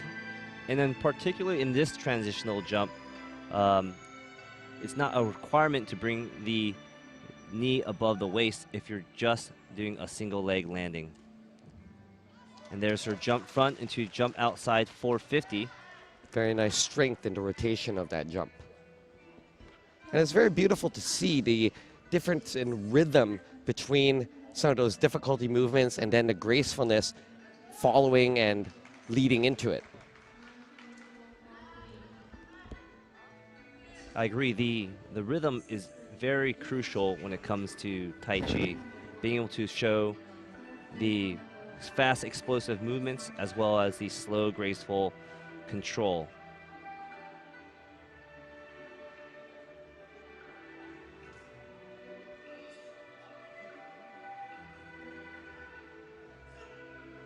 There's a crouching stance.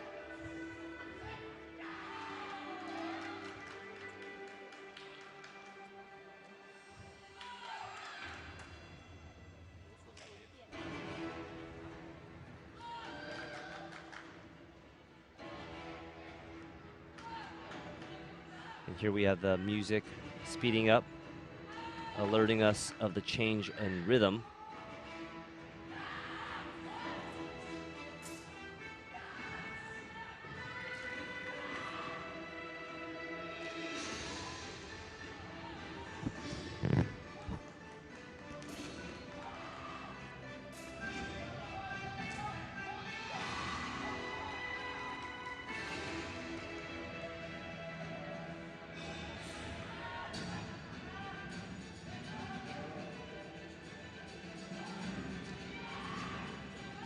And Alan, would you say there's a lot of waist movements when it comes to Tai Chi, especially in terms of the strikes? Definitely. It's not only about the waist, it's the core of the body.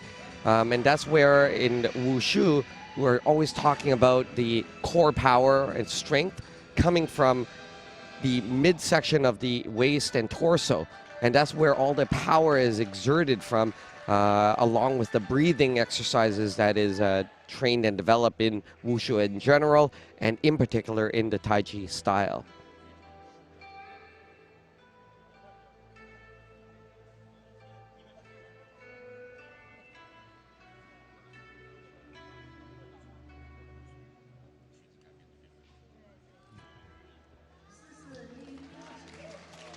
Yes.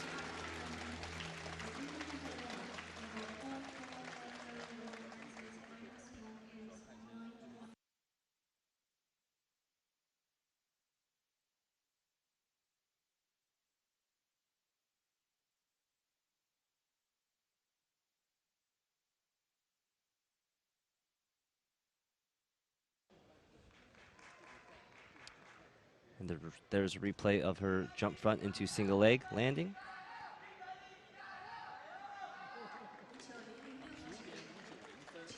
And her final score is 9.59, putting her in third place.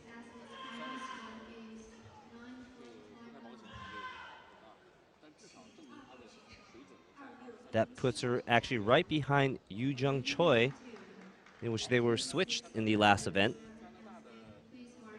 And next we have Wei Jin Lee from Canada.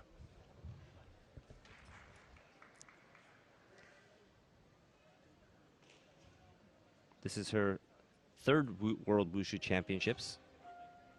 First time being in Jakarta, Indonesia in 2015.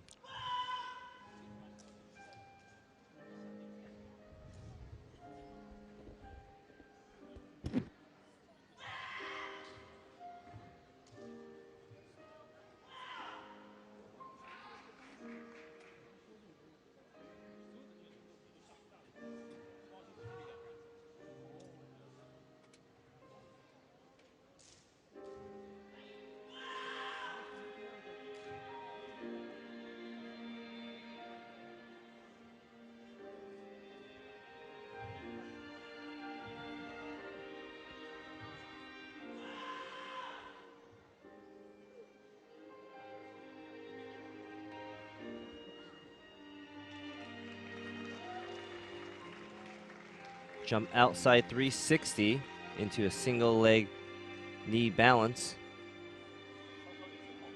Setting up for a jump front into jump outside 360. Into a hurdler split.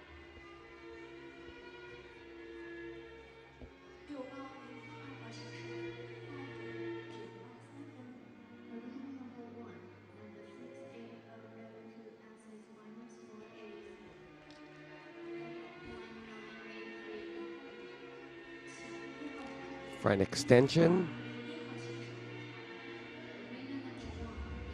Into a single leg balance above the shoulder.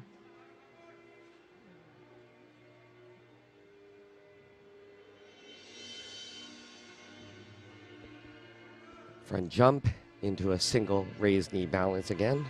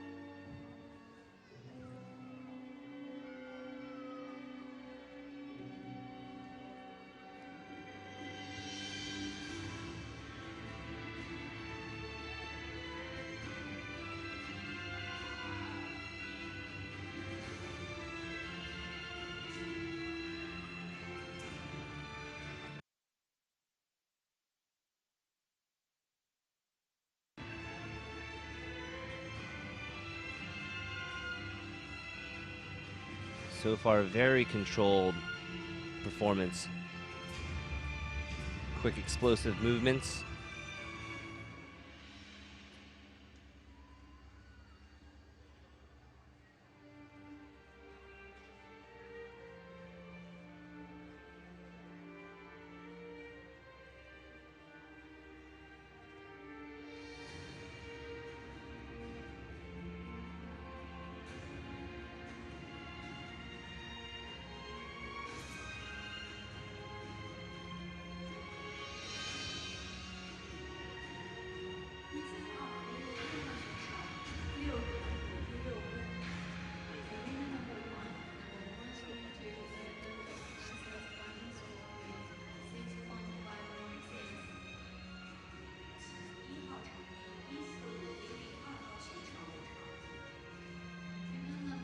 Into your crouching stance.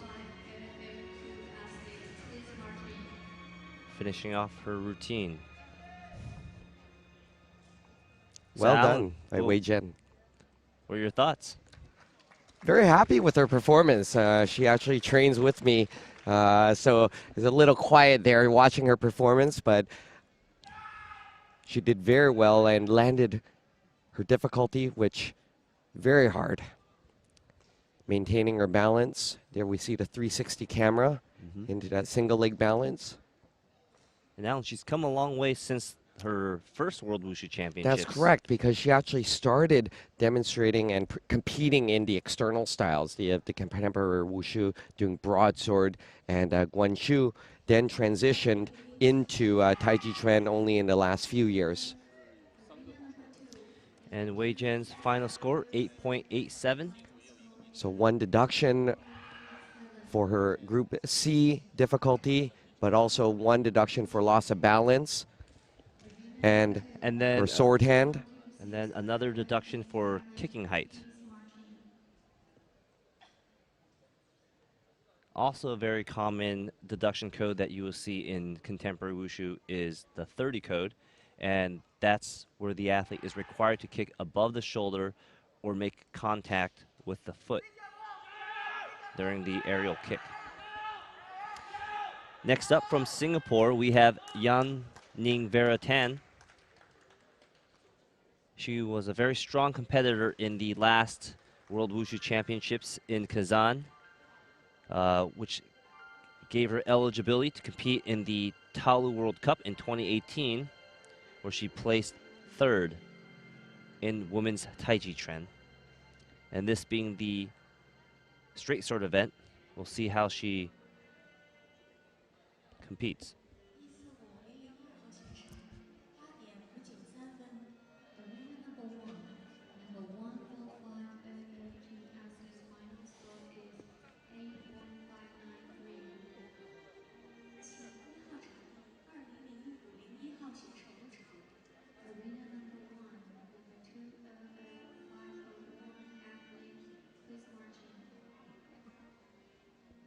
There's the low balance with leg crossed behind.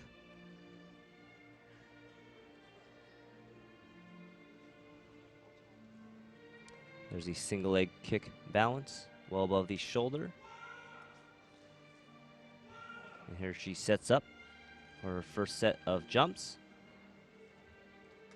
That is a front stretch kick into single leg balance. Very difficult because during that kick, she requires her toe to make contact with her head. And that's right, and the bottom leg is required to be straight at the apex of this jump.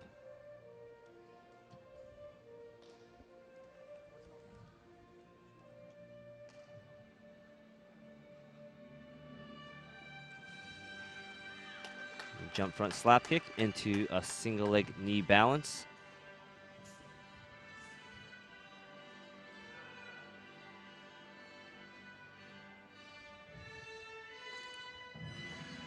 Jump front into 360 jump outside hurdler split.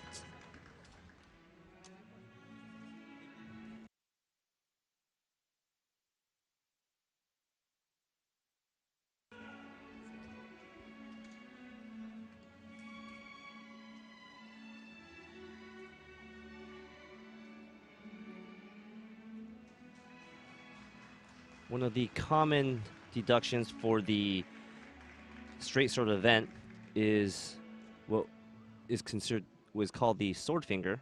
And as you were saying, Alan, the two fingers have to be together, the Index finger and the middle finger. And the middle finger, and the thumb has to be covering both the ring and pinky.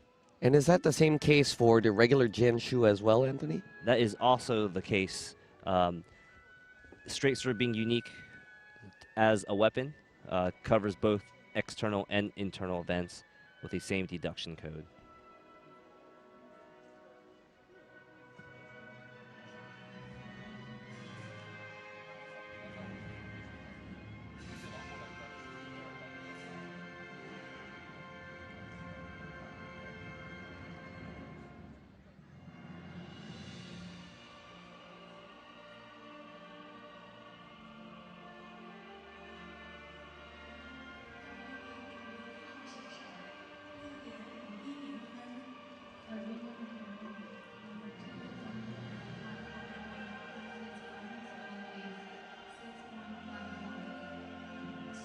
And there is also a different requirement when it comes to the palm for the Tai Chi events. While the external routines require the four fingers to be together and the thumb to be bent, for the Tai Chi events, the palm is required to be loose and round and the fingers not touching.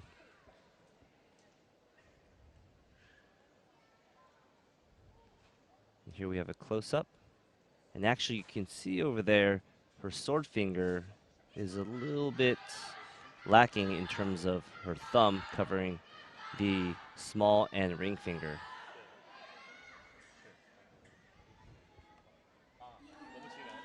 And final score, 9.540 for Yanning Veritan, placing her in fourth.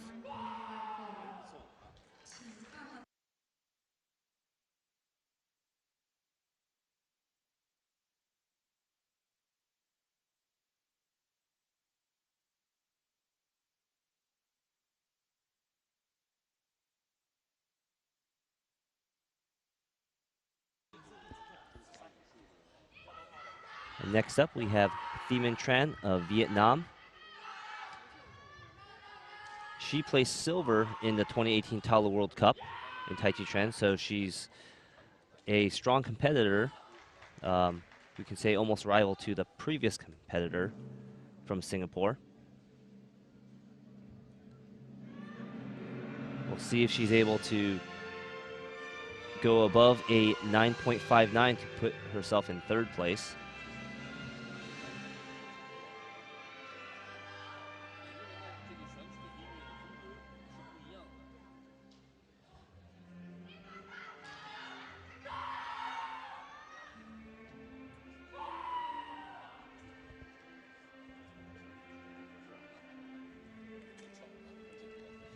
jump front to jump outside 360 into a hurdler split. Very strong landing and execution.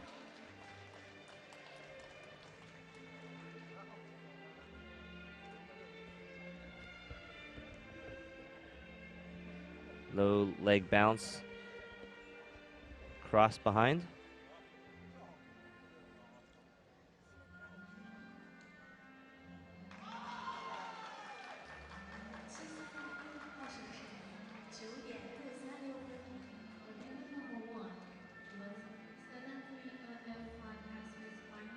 Here she sets up.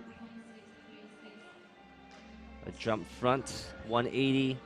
Looks like she has a slight loss of balance with her torso going forward and back.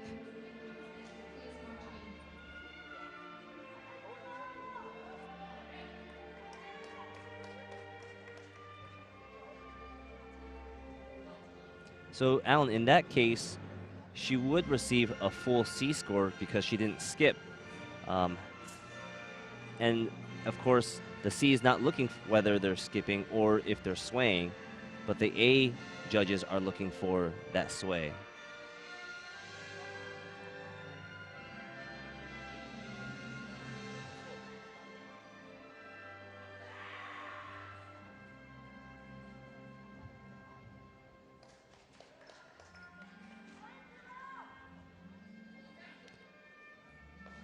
Jump front into a single leg knee balance.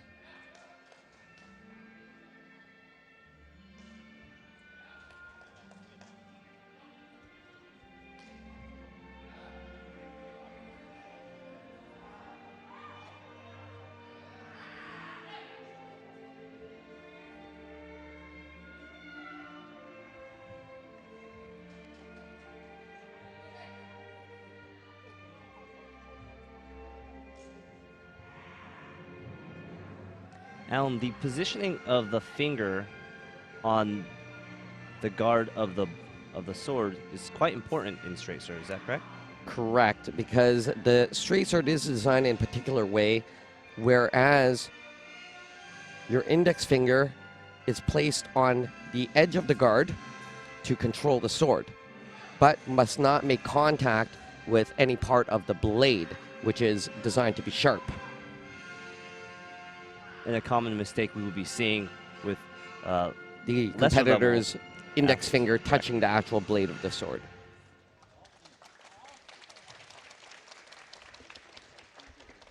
That was Thi Minh Huynh Tran of Vietnam.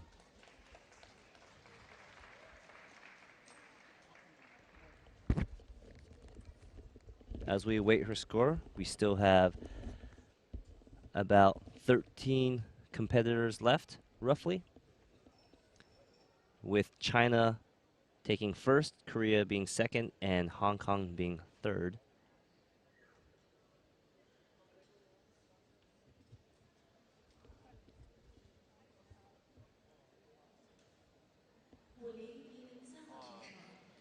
So there is the deduction for the loss of balance, and as well a deduction for the crouching stance.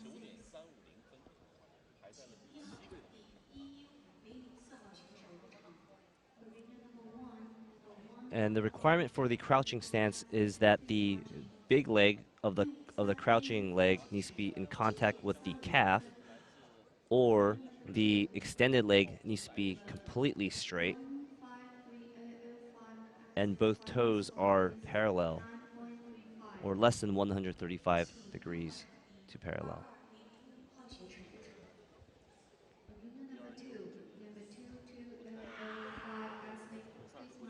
Up next from Brunei, we have Basma Lakhar.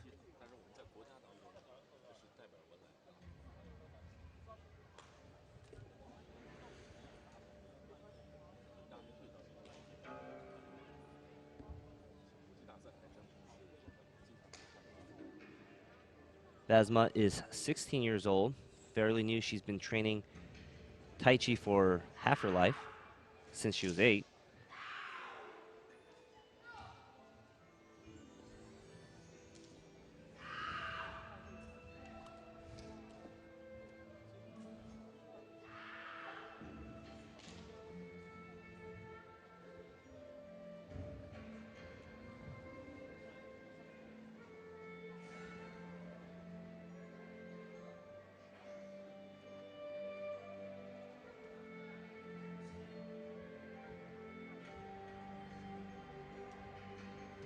jump outside slap to a 360 turn, straight into a setup for jump front, jump outside, 360 into hurler split.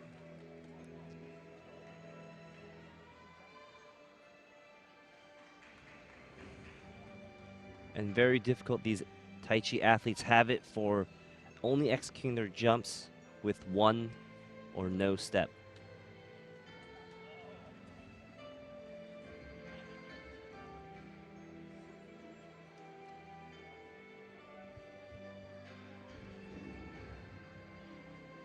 And there's her single leg kick well above the shoulder, even above the head.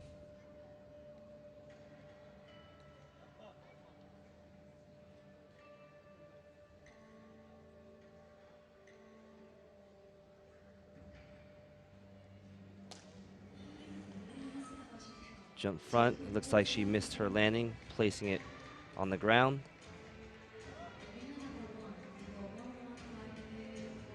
That's gonna cost her in her A and C.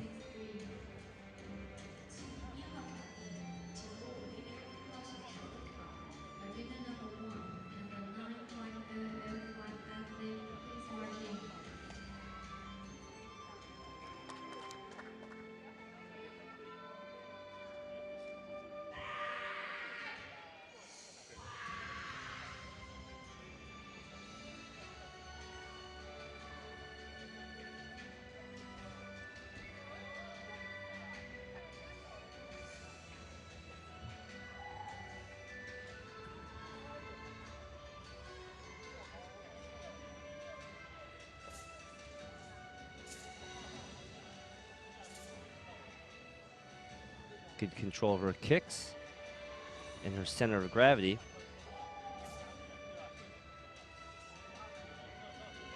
Yet a little tight on the shoulders.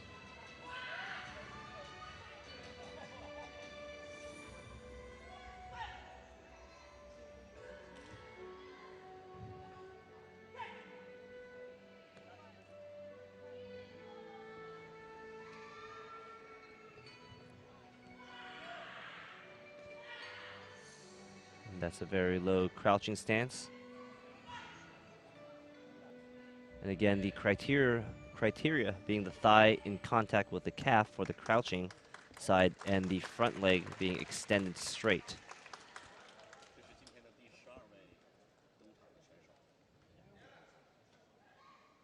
Here we can see it in the replay. Her jump front well above the shoulder. And then her jump outside, 360. Well over 360 as well.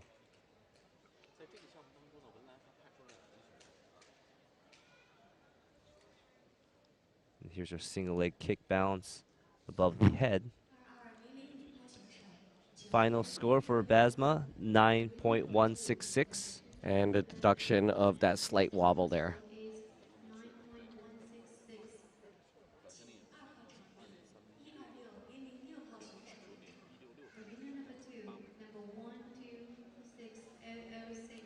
Next up from Singapore, we have Lin Yingho, a bronze medalist in the World Wushu Championships in women's compulsory Tai Chi Chuan.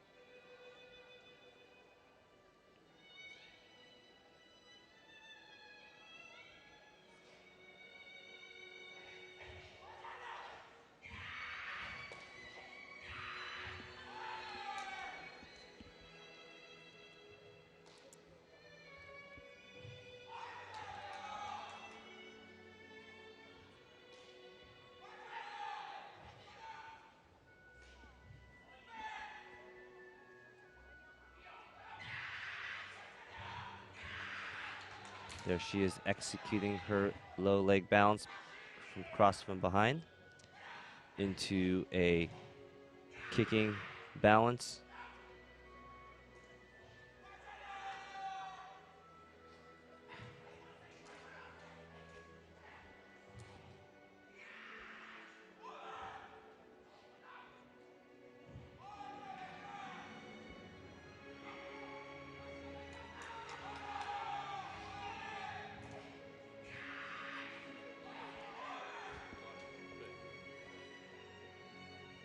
Setting up for her next set. Jump front, jump outside 360 into hurdler split. What do you think of the kicking height on her jump outside? It's a tad low, it seems. But again, sometimes because that is what the judges are looking for, but in the criteria, 2 of the 3 judges have to determine that same deduction within that 3-second period. It's whether or not they agree on that from the different angles they sit at.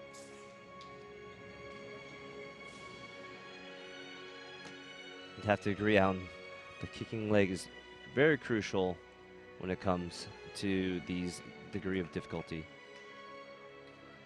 There's her kicking balance.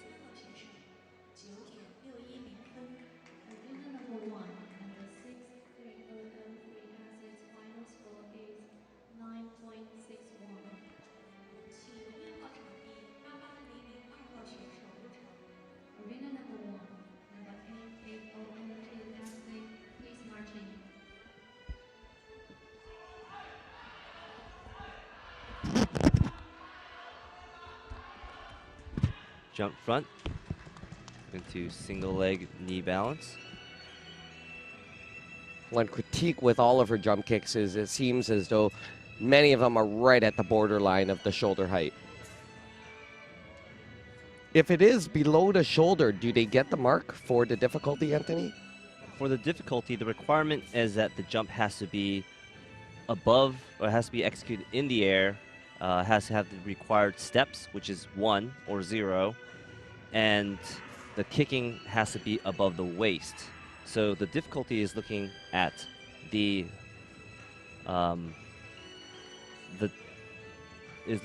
height of the kick in terms of only the waist, while the quality of movement judges, which are the A, are looking for the quality of the kick, which has to be above the shoulder. And now we have the luxury of seeing some of the close-ups from the camera angles, and we can see a lot of these athletes do have their fingers not always pressed on the thumb, and the ring and small finger. Correct, and it's one of those points where that it is whether or not the judges also catch it at the correct timing. So even though it is a requirement, it's something where it's almost whether you're lucky that you get caught or not. And there, actually, in the slow-mo, we see very clearly that her kick was below the waist.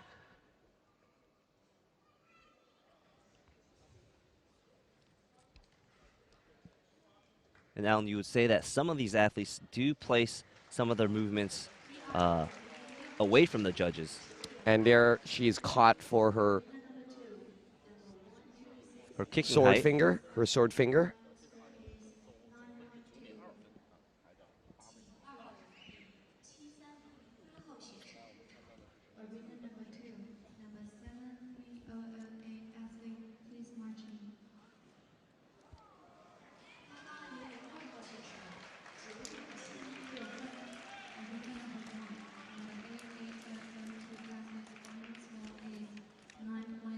Next up, we have Japan's Shiho Saito.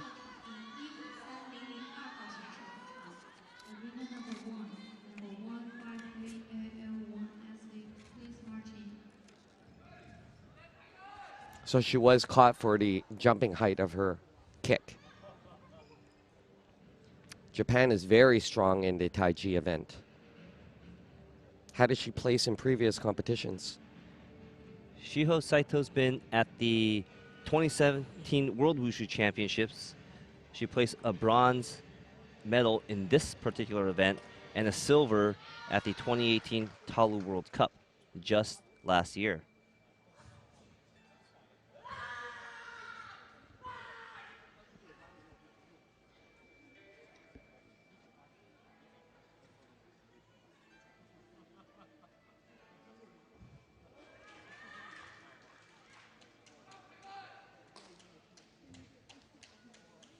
jump front stretch kick into a single leg landing. See a slight bobble. See if that was enough for the judges to deduct her movement.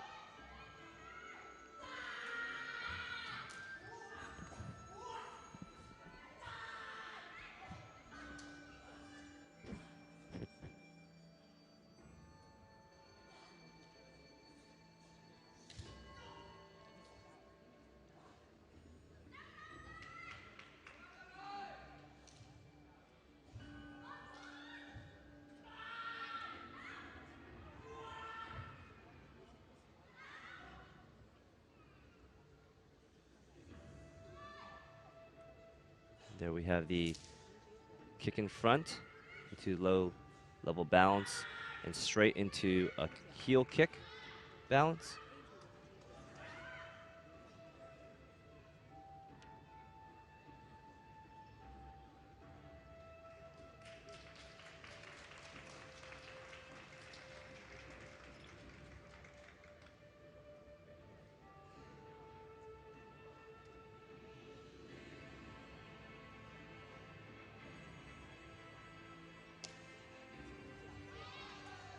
Jump front into single leg knee balance.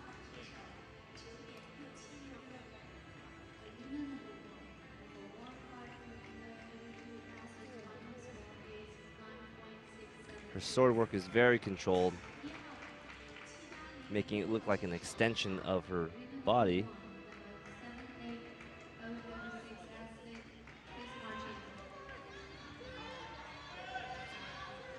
Very good control, and especially on these explosive parts during the routine, you see the speed and power, but very clear in terms of her targeting.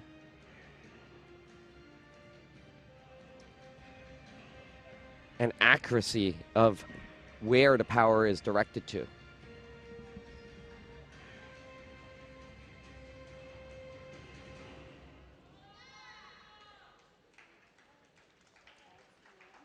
Now we'll say that was a strong performance by Japan's Shiho Saito. She'll need to break a 9.59 to be in the top 3.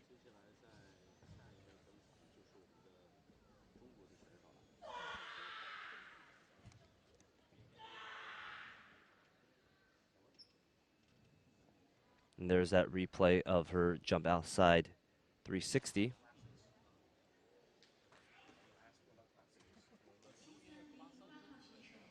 And then final score is 9.583 for Shiho Saito of Japan. That puts her in 4th place.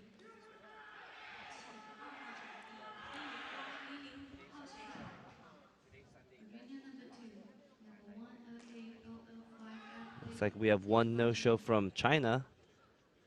And we are now watching Nepal's Mina Glan.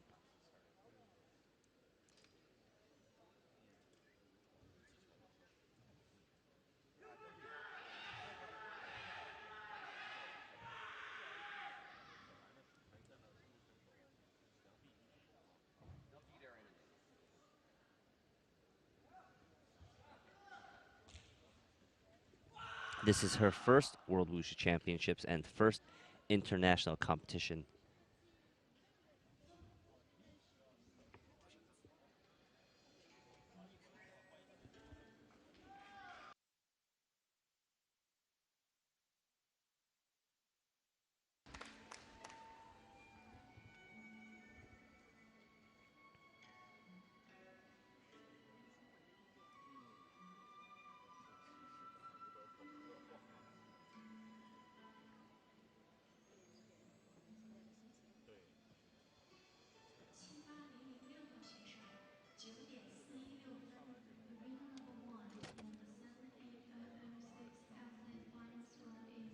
Here she's setting up for her first set of difficulties. A jump outside into single leg. Followed by a front jump kick into the outside. Lotus 360 into a hurdler split.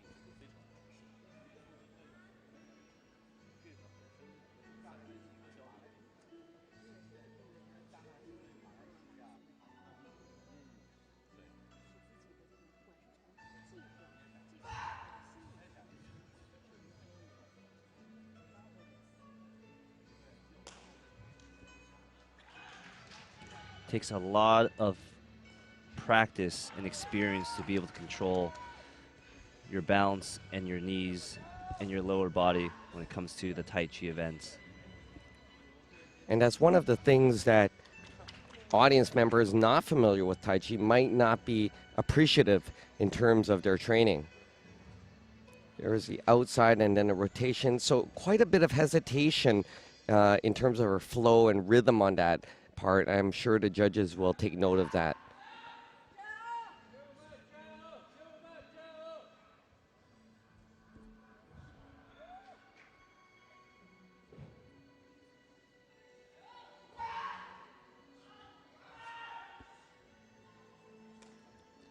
Jump front into single leg bounce. Loss of balance another there. Loss of balance. So she will lose her difficulty marks on that maneuver there. As well as a deduction code for swaying and shuffle. And that was 2 of them. One for her legs and another for her upper body. And that deduction code being allowable consecutively for the same mistake. Here's the front squatting balance.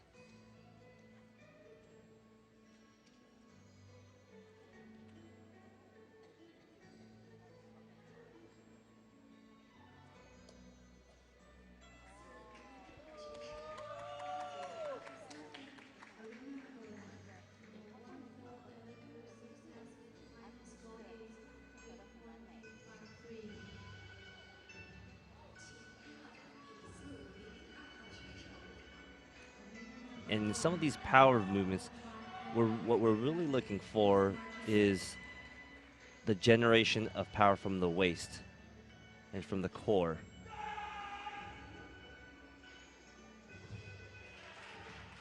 And Alan, would you say that she has a good control of her power? Well, it's demonstrated, especially in this field of competition where there are many, many good competitors, is you're able to see quite a bit of that difference in terms of the athletes which are using their core and using their hip power to generate force versus just what we call movement. So you see in slow motion, there's her outside kick. This one, she did a very good landing. Front jump kick, and then into the 360 reversal. But going back to that, in Chinese we call dantian, is where the breathing comes from, the diaphragm.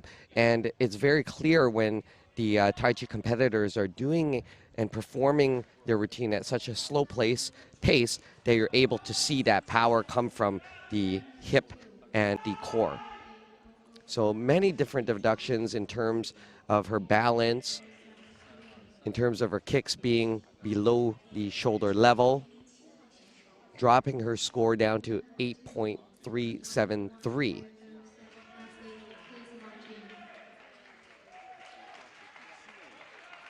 And next up here we have Malaysia's Sydney Chin.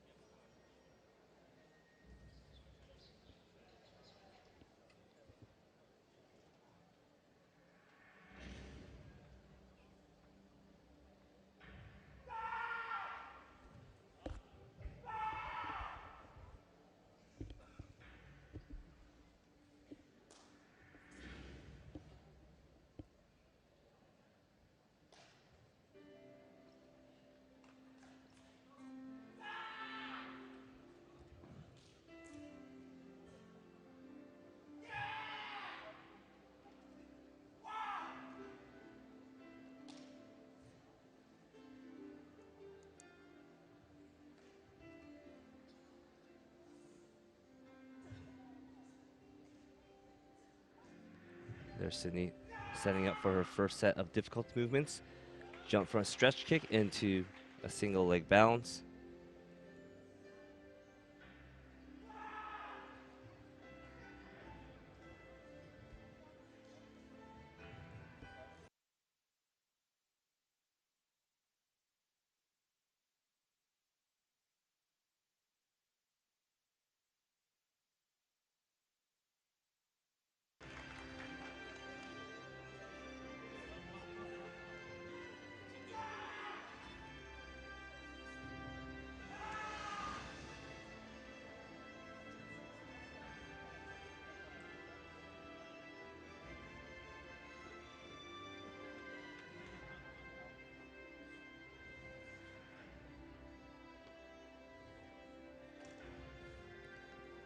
There's a sway in the landing on her jump kick there.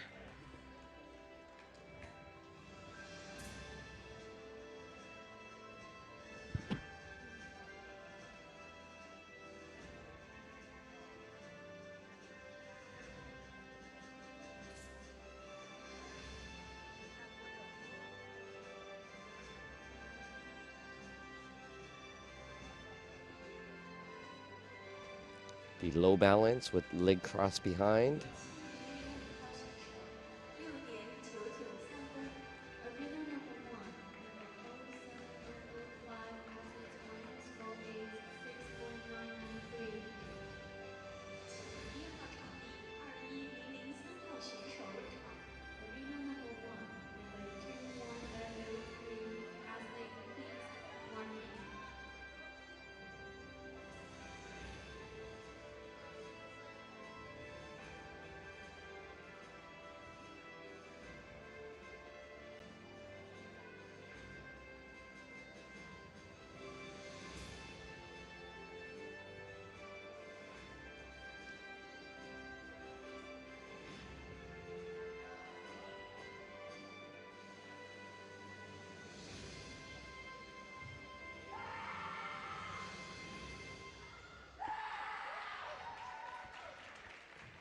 And that's Sydney Chin from Malaysia. We saw a series of deductions already from our point of view, and that may cause her from the podium.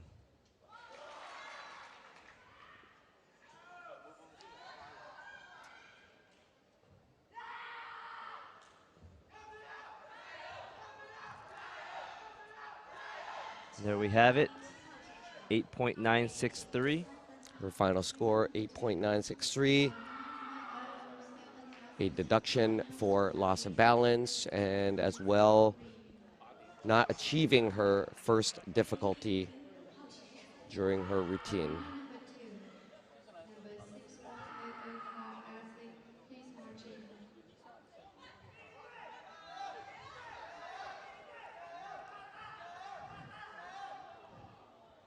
Next up from Indonesia, we have Alexandra Kalista Setiawan.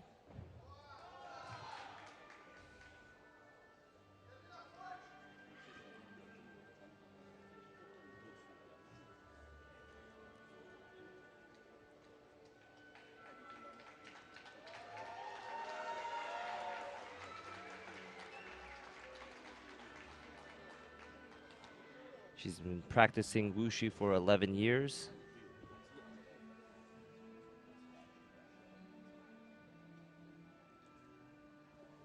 This is her first international competition.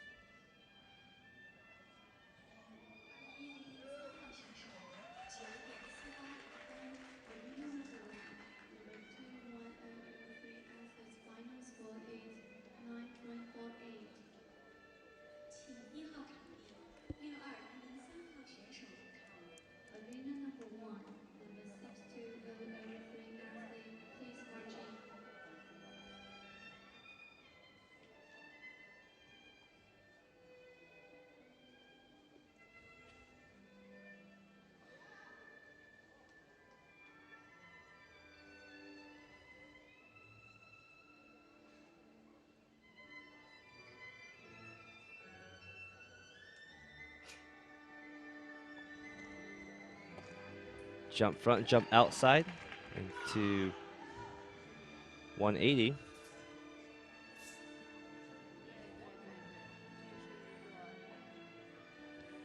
This being a lower level difficulty jump, it's something the judges will also consider in the overall performance. But very well executed.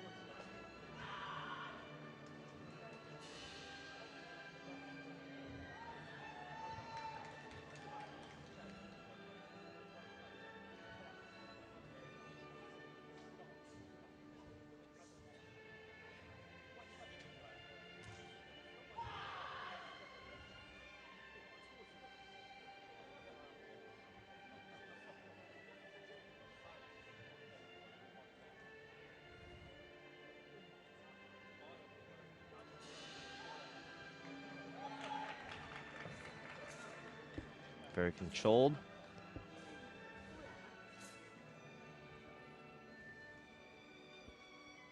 But wouldn't you say her movements are just a tad stiff? They are, and for some of these athletes, that plays a big part in terms of their experience and the amount of time that they might have been practicing Tai Chi. You'll see in our top 3 and top even 6 competitors, very clear indication of where their power is generated from and the use of their core and their hips in terms of their movement. So here, her performance is much more stiff and more movement rather than the Tai Chi flavor and rhythm behind it. That's right. And a lot of static movements, which is not very common and is not supposed to be common in Tai Chi events, unless the athlete is trying to hold a balance.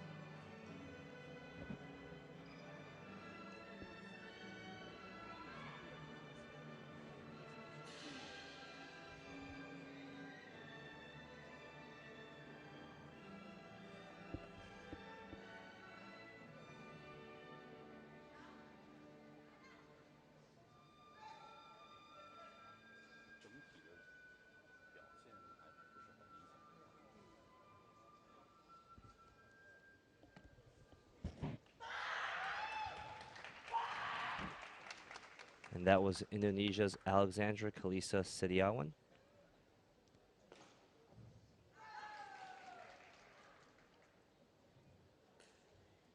There's that jump front to jump outside. 180.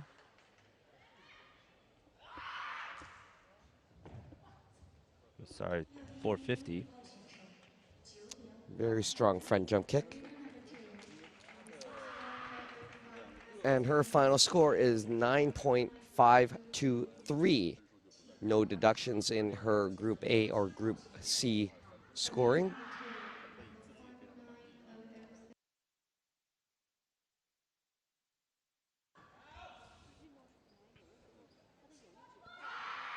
Next up from Hong Kong, we have Juanita Mock.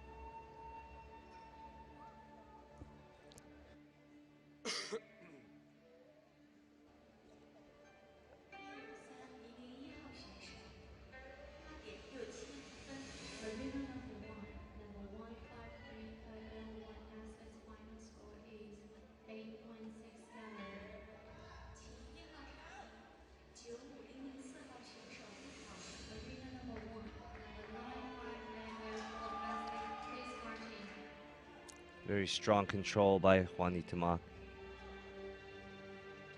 There's her front leg balance into a squat. Then a 180-degree turn.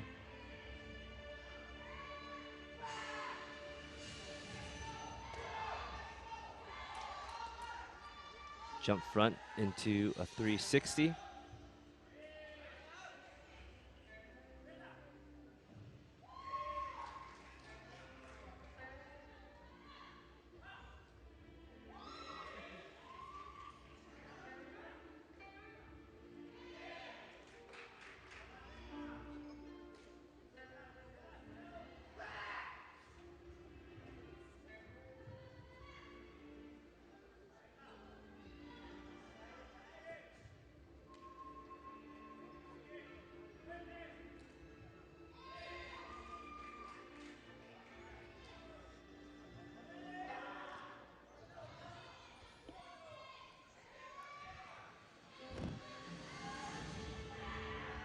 Jump front stretch kick into single leg knee balance, right into a kicking leg balance. You can tell she's very confident of her difficulties.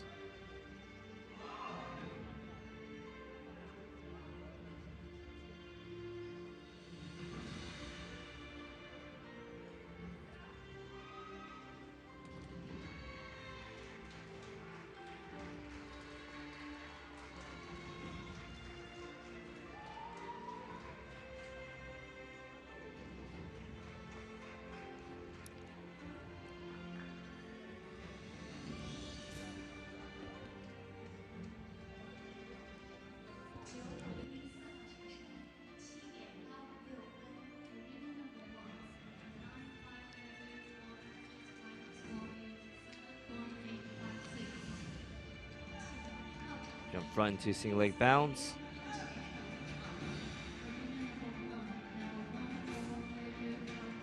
Change in rhythm. Very explosive yet controlled.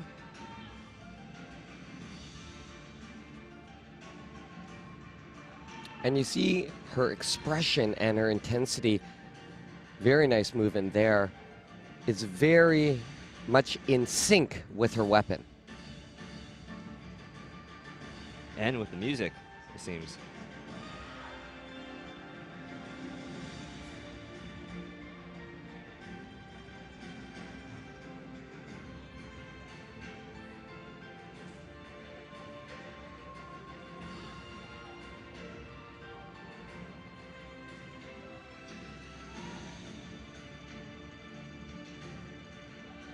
And as well, showcasing a very confident appeal to her form. And well displayed. A very strong performance by Juanita Mock.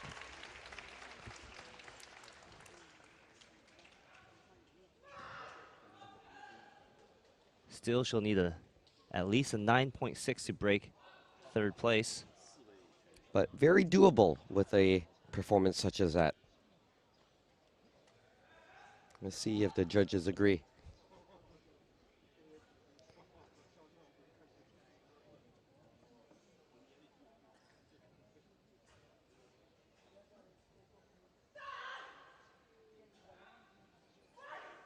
And again, we have China's Wei Xinju in first place, Yu Zhang Choi of Korea in second place, and Sui Jin Chen in third place from Hong Kong.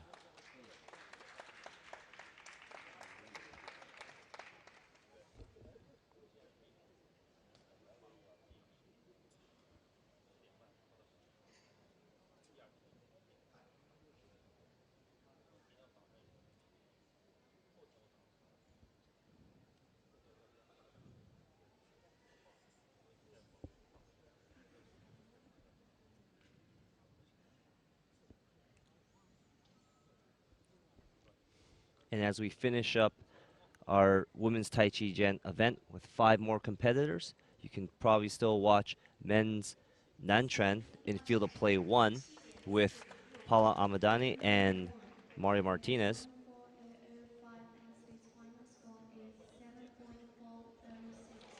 And final score for Juanita Mock, 9.626. Very well done.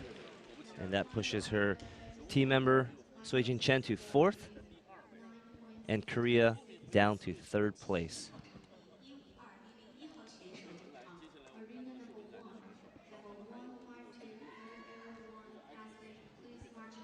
A full A score NC.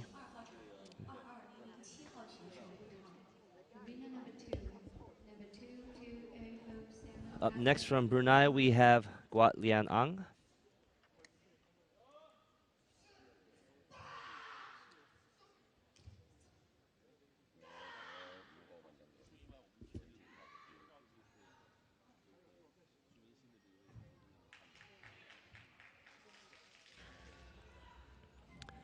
This is her first international Wushu championships.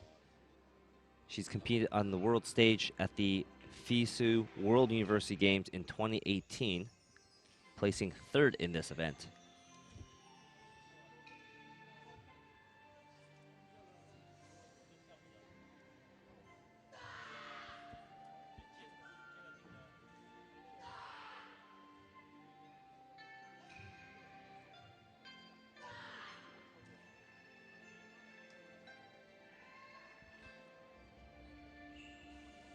There's her front leg bounce into a squat, straight into a kicking balance.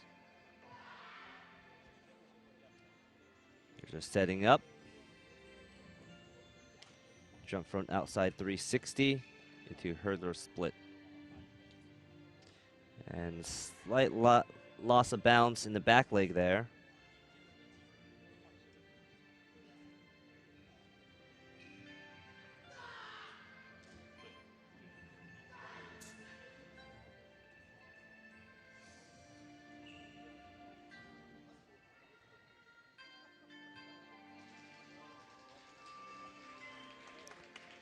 The low stamping kicking balance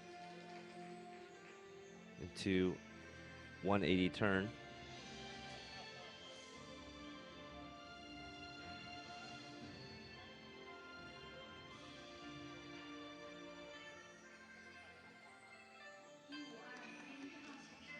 Jump front 180 to single leg knee raise.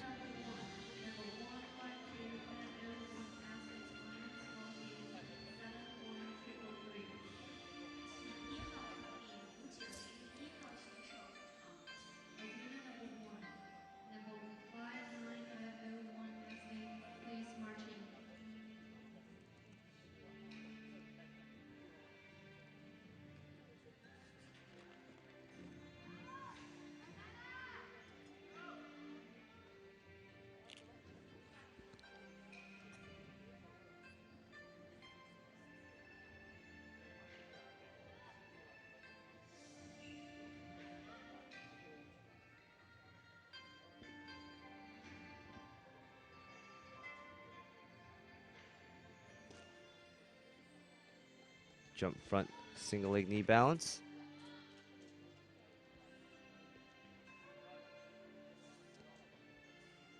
There's her with very controlled horse stance movements.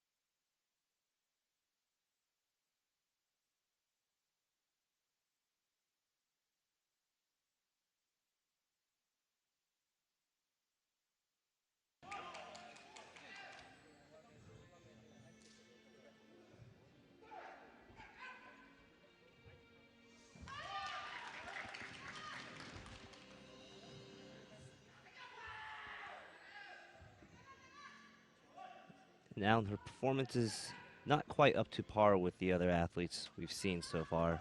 No, it's a very tough.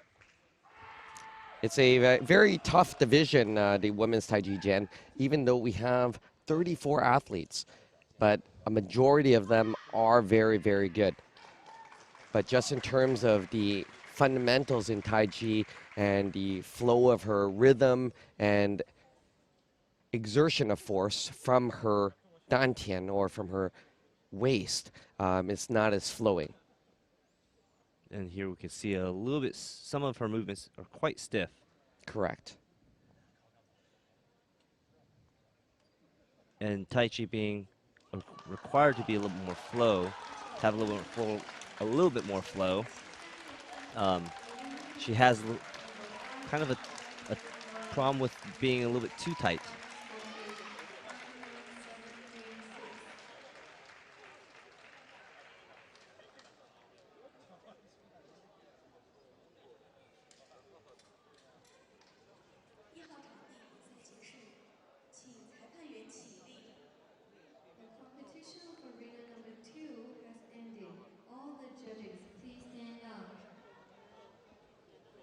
And there we have her final score, 9.020,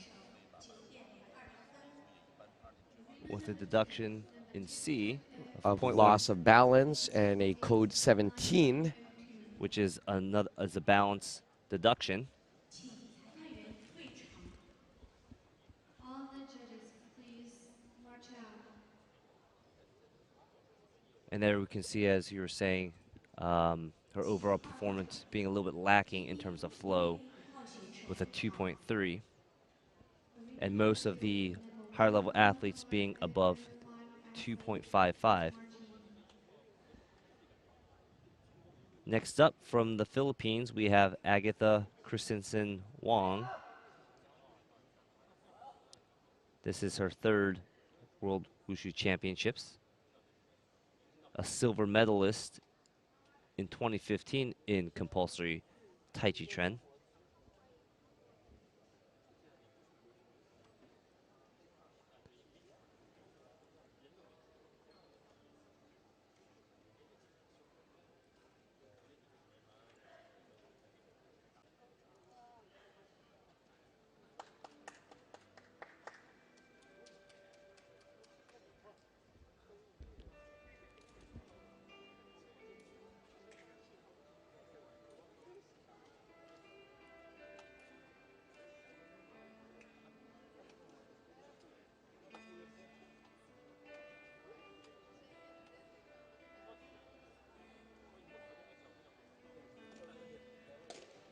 Jump front, jump outside, 360 into hurdler split.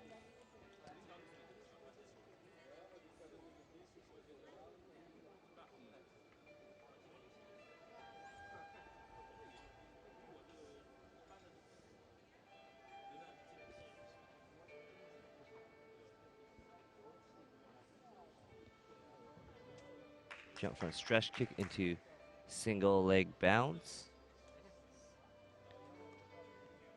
Into a kicking bounce, into a squatting bounce behind, from behind. And an outside lotus kick. With the rotation, there was a slight loss of balance there. You can see with the bottom foot where it just wobbled on the carpet slightly. And that was quite risky, linking so many required difficulties together like that. But at the same time, allows the athlete to move through the difficulties so they can focus on the martial element of their routine.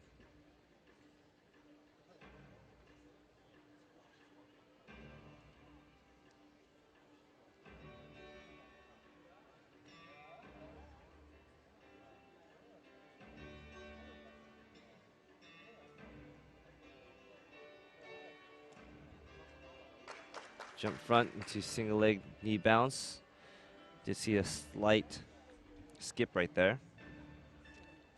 See what the judges think about that.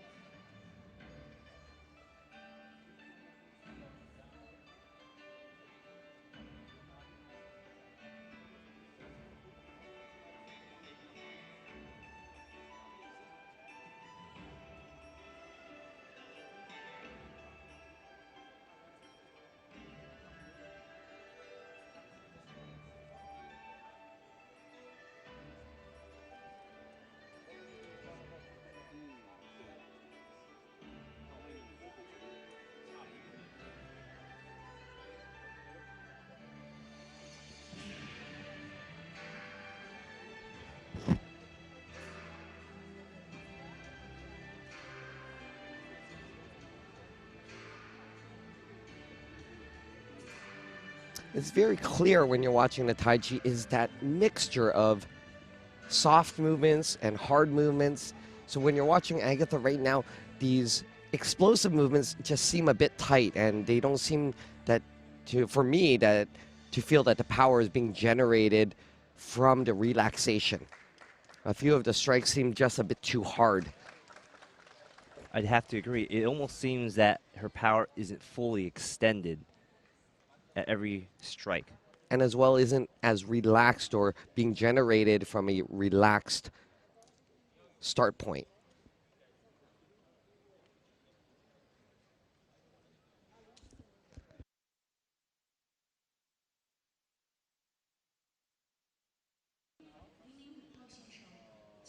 Final score for Agatha, 9.353. And she has a code 25 deduction. Which one is that, Anthony? A code 25 deduction has to do with a leg movement. And so the deductions are all grouped by the 10s, the 1s being the balance, the 2 being leg techniques, the 3 being jumping movements, 5 being stance work. Oh, I didn't know that. So anything with a code 2 to start is a leg deduction. So something That's to do with the kick. Yep. And in this case, this was a non-aerial kick deduction. So where kicking leg was bent when, or she did not slap her foot during the kick. And it has to be audible for the judges to hear. Next up, we have Sarah Hussein of Egypt. Another fairly young athlete, only 18 years old. She competed in the 2016 Tai Chi World Championships in Poland, placing second in her age group.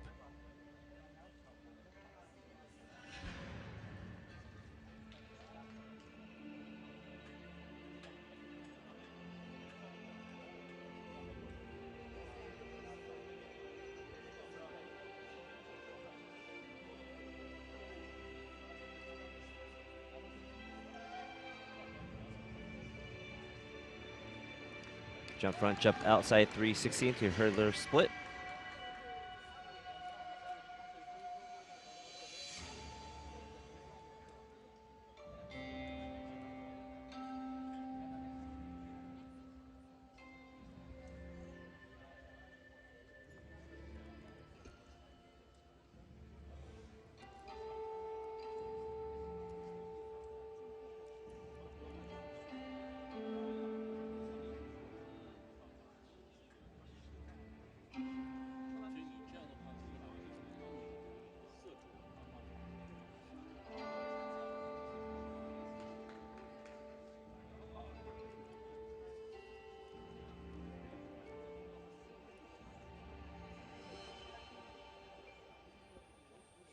There's Sarah setting up.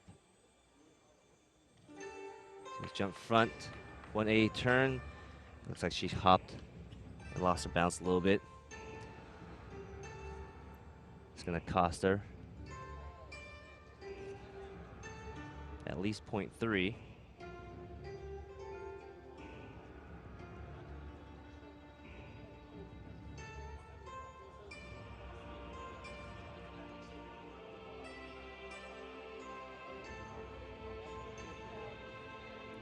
This is the low leg bounce from behind leg.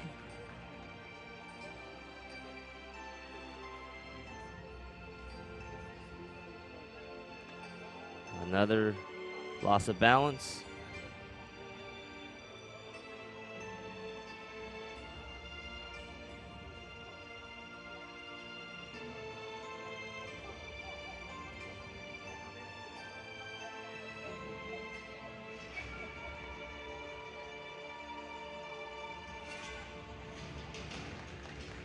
Little hard on the landing there.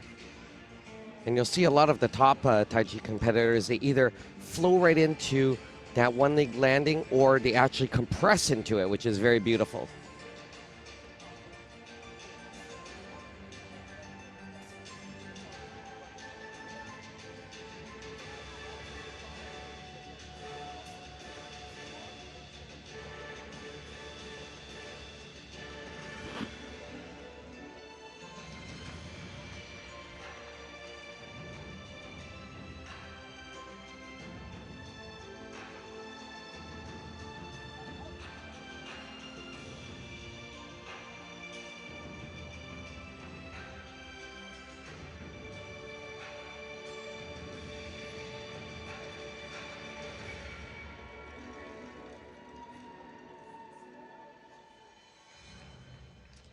And that was Egypt's Sarah Hussein.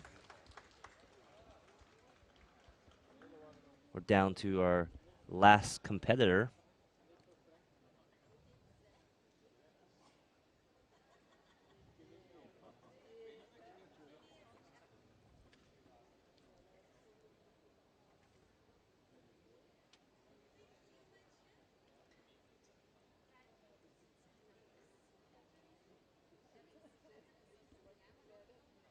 There are the replays of her loss of balance.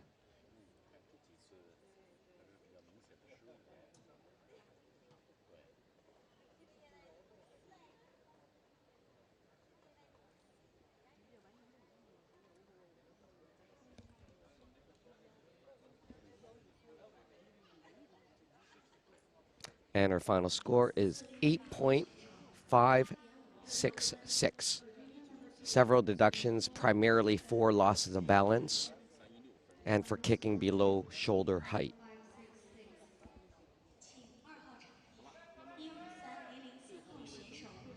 And our final competitor is Conley Tran Thi of Vietnam.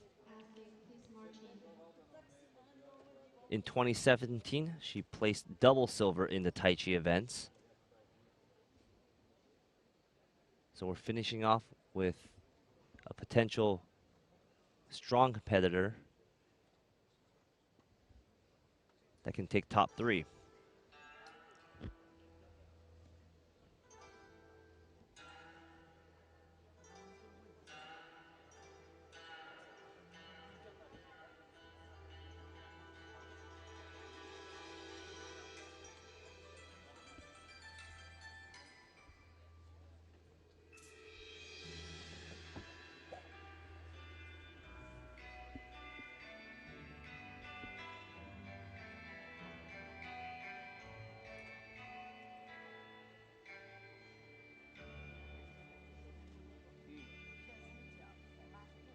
There's her first jump, well executed.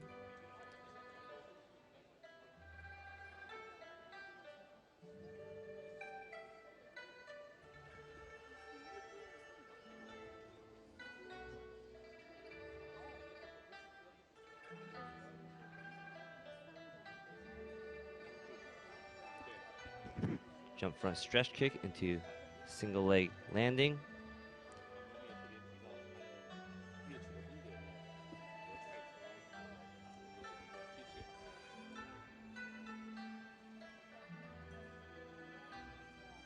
Front extension balance,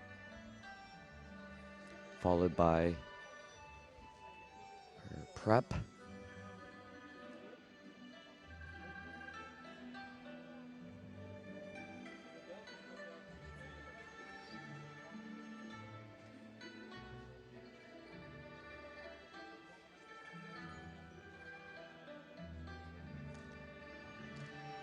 Jump outside, Very jump nice front, jump. combination. Yeah, jump inside, jump front, jump outside. That's one of her signature combinations for her difficulties. So it really isn't a combination, but it is 2 separate difficulties just put into one. Exactly. She's the only Tai Chi athlete to put those levels together.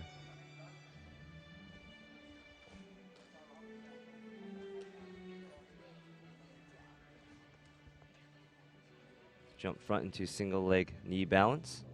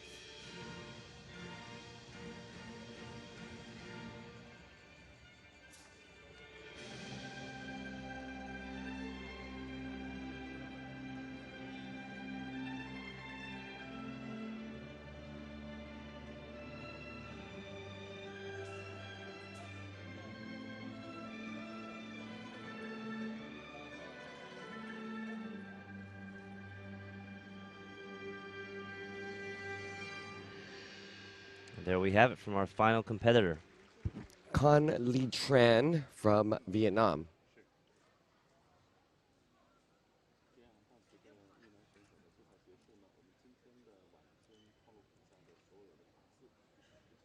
She needs at least a 9.61 to make the podium.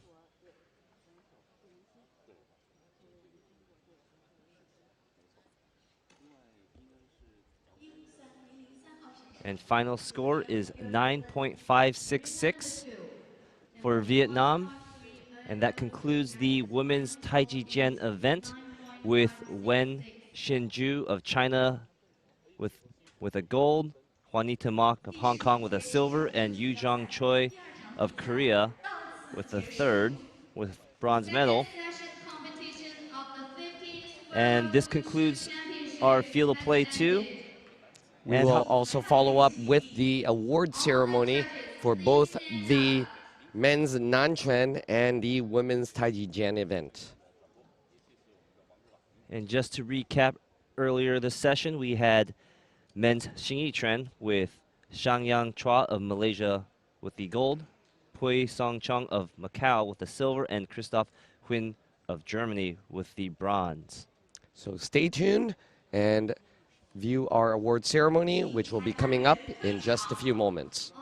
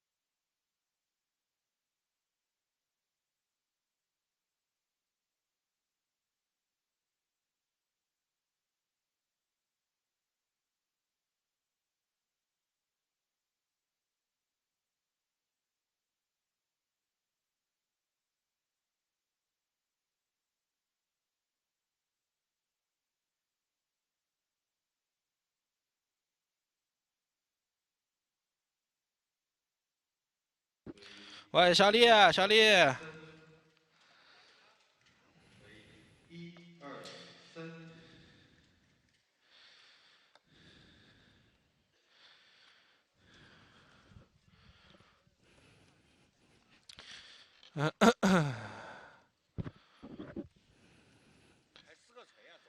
啊，撕掉吗？好了，我给小丽打个电话。